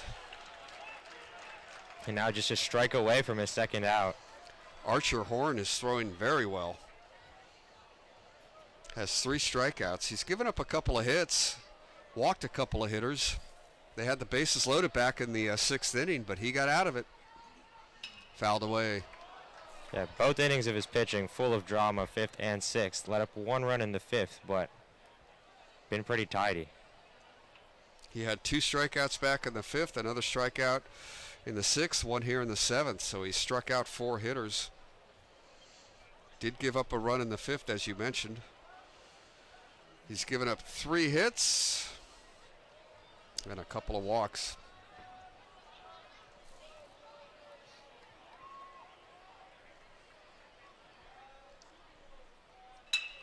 Ground ball up the middle. Oh, diving stop, but not being able to make the play. It'll be a base hit for Joey Valencia. Good try by Lenny Beatty, but he couldn't get there in time. Kicked off his glove. We'll call it a hit for sure. And Beckett Montgomery will hit for the Irish. Sometimes that's all you need to get a rally started. Let's see what the Irish can do. They're going to start with a pinch runner here. Let's see who that is. Toby Doe is going to go in and run. Toby Joe is a junior.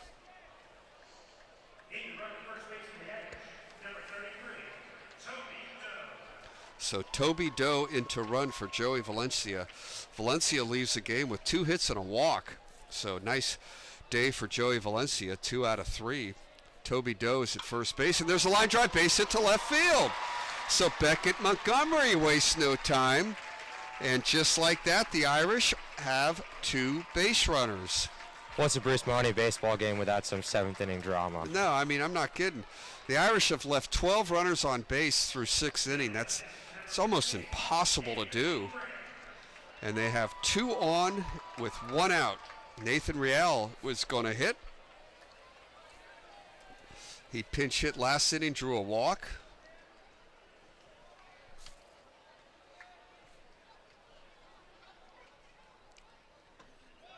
Strike is called. Anthony Real.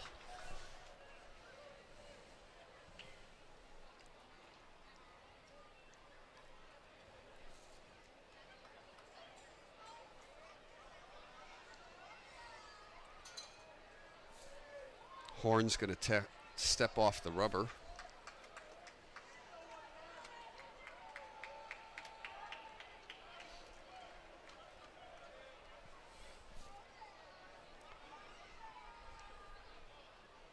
swing and a miss by Real. No balls and 2 strikes.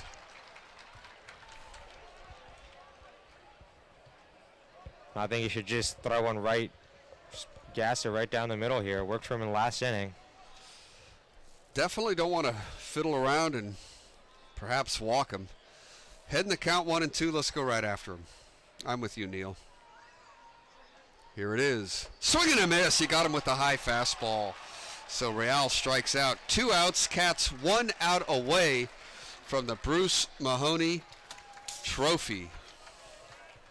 SI has held it 53 times. Sacred Heart Cathedral 21 times. This will be the 3rd year in a row that the Cats will have won it if they can close it out. Of course, COVID ruined it back in 2020. Cats had it back in 19. Here's the pitch in their first strike. Now just 2 pitches away from that trophy. It'll be the 9th year in 10 if SI can close it out.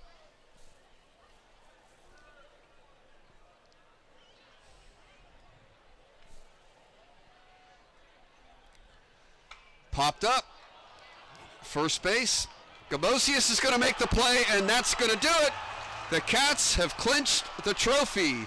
It took 3 wins in 5 events, but St. Ignatius has won the Bruce-Mahoney Trophy for the 54th time, leading the series 54-21. And who else but Nico Gamosius to make that final play? He's been such a staple of this Wildcat team for the last few years. Big pitching at the start of the game today, and great job by the Wildcats overall. Yeah, good call, Neil. Very fitting that the final play would go to Nico Gamosius to clinch it. Well, it was a lot of fun today. Congratulations to SI winning the game 6-1 and clinching the first ever 5 series trophy on the baseball diamond. Congratulations to SI and head coach Brian Polizzi. SI wins 6-1. For more information about our next game streams of SI Athletics, follow us on Twitter at SI Scores, on Instagram at Life at SI, and hit the subscribe button right here on the SI Sports Network on YouTube. You can follow Sacred Heart Cathedral game streams at SHC TV Sports on YouTube, on Twitter at SHC Athletics, and on Instagram at SHC Spirit. Hey, I want to thank everybody involved in today's game. A lot of work went into it. We'll start with Sean Lahan, Class A87, SI Sports producer. Felix Quinones, thanks very much, Felix, for producing as well today. Game. Greg Francesi from the Sacred Heart Cathedral side. Sergio Sanchez down below us working a camera. Of course, my man Neil here. Neil, thanks very much. Thank you for having me. Great job. And of course, John Mulcairns and Phil Freed checked in as well. Casey Murphy, Class of 77. Congratulations to the Cats. Your final once again, St. Ignatius 6, Sacred Heart Cathedral 1. Let's go Cats.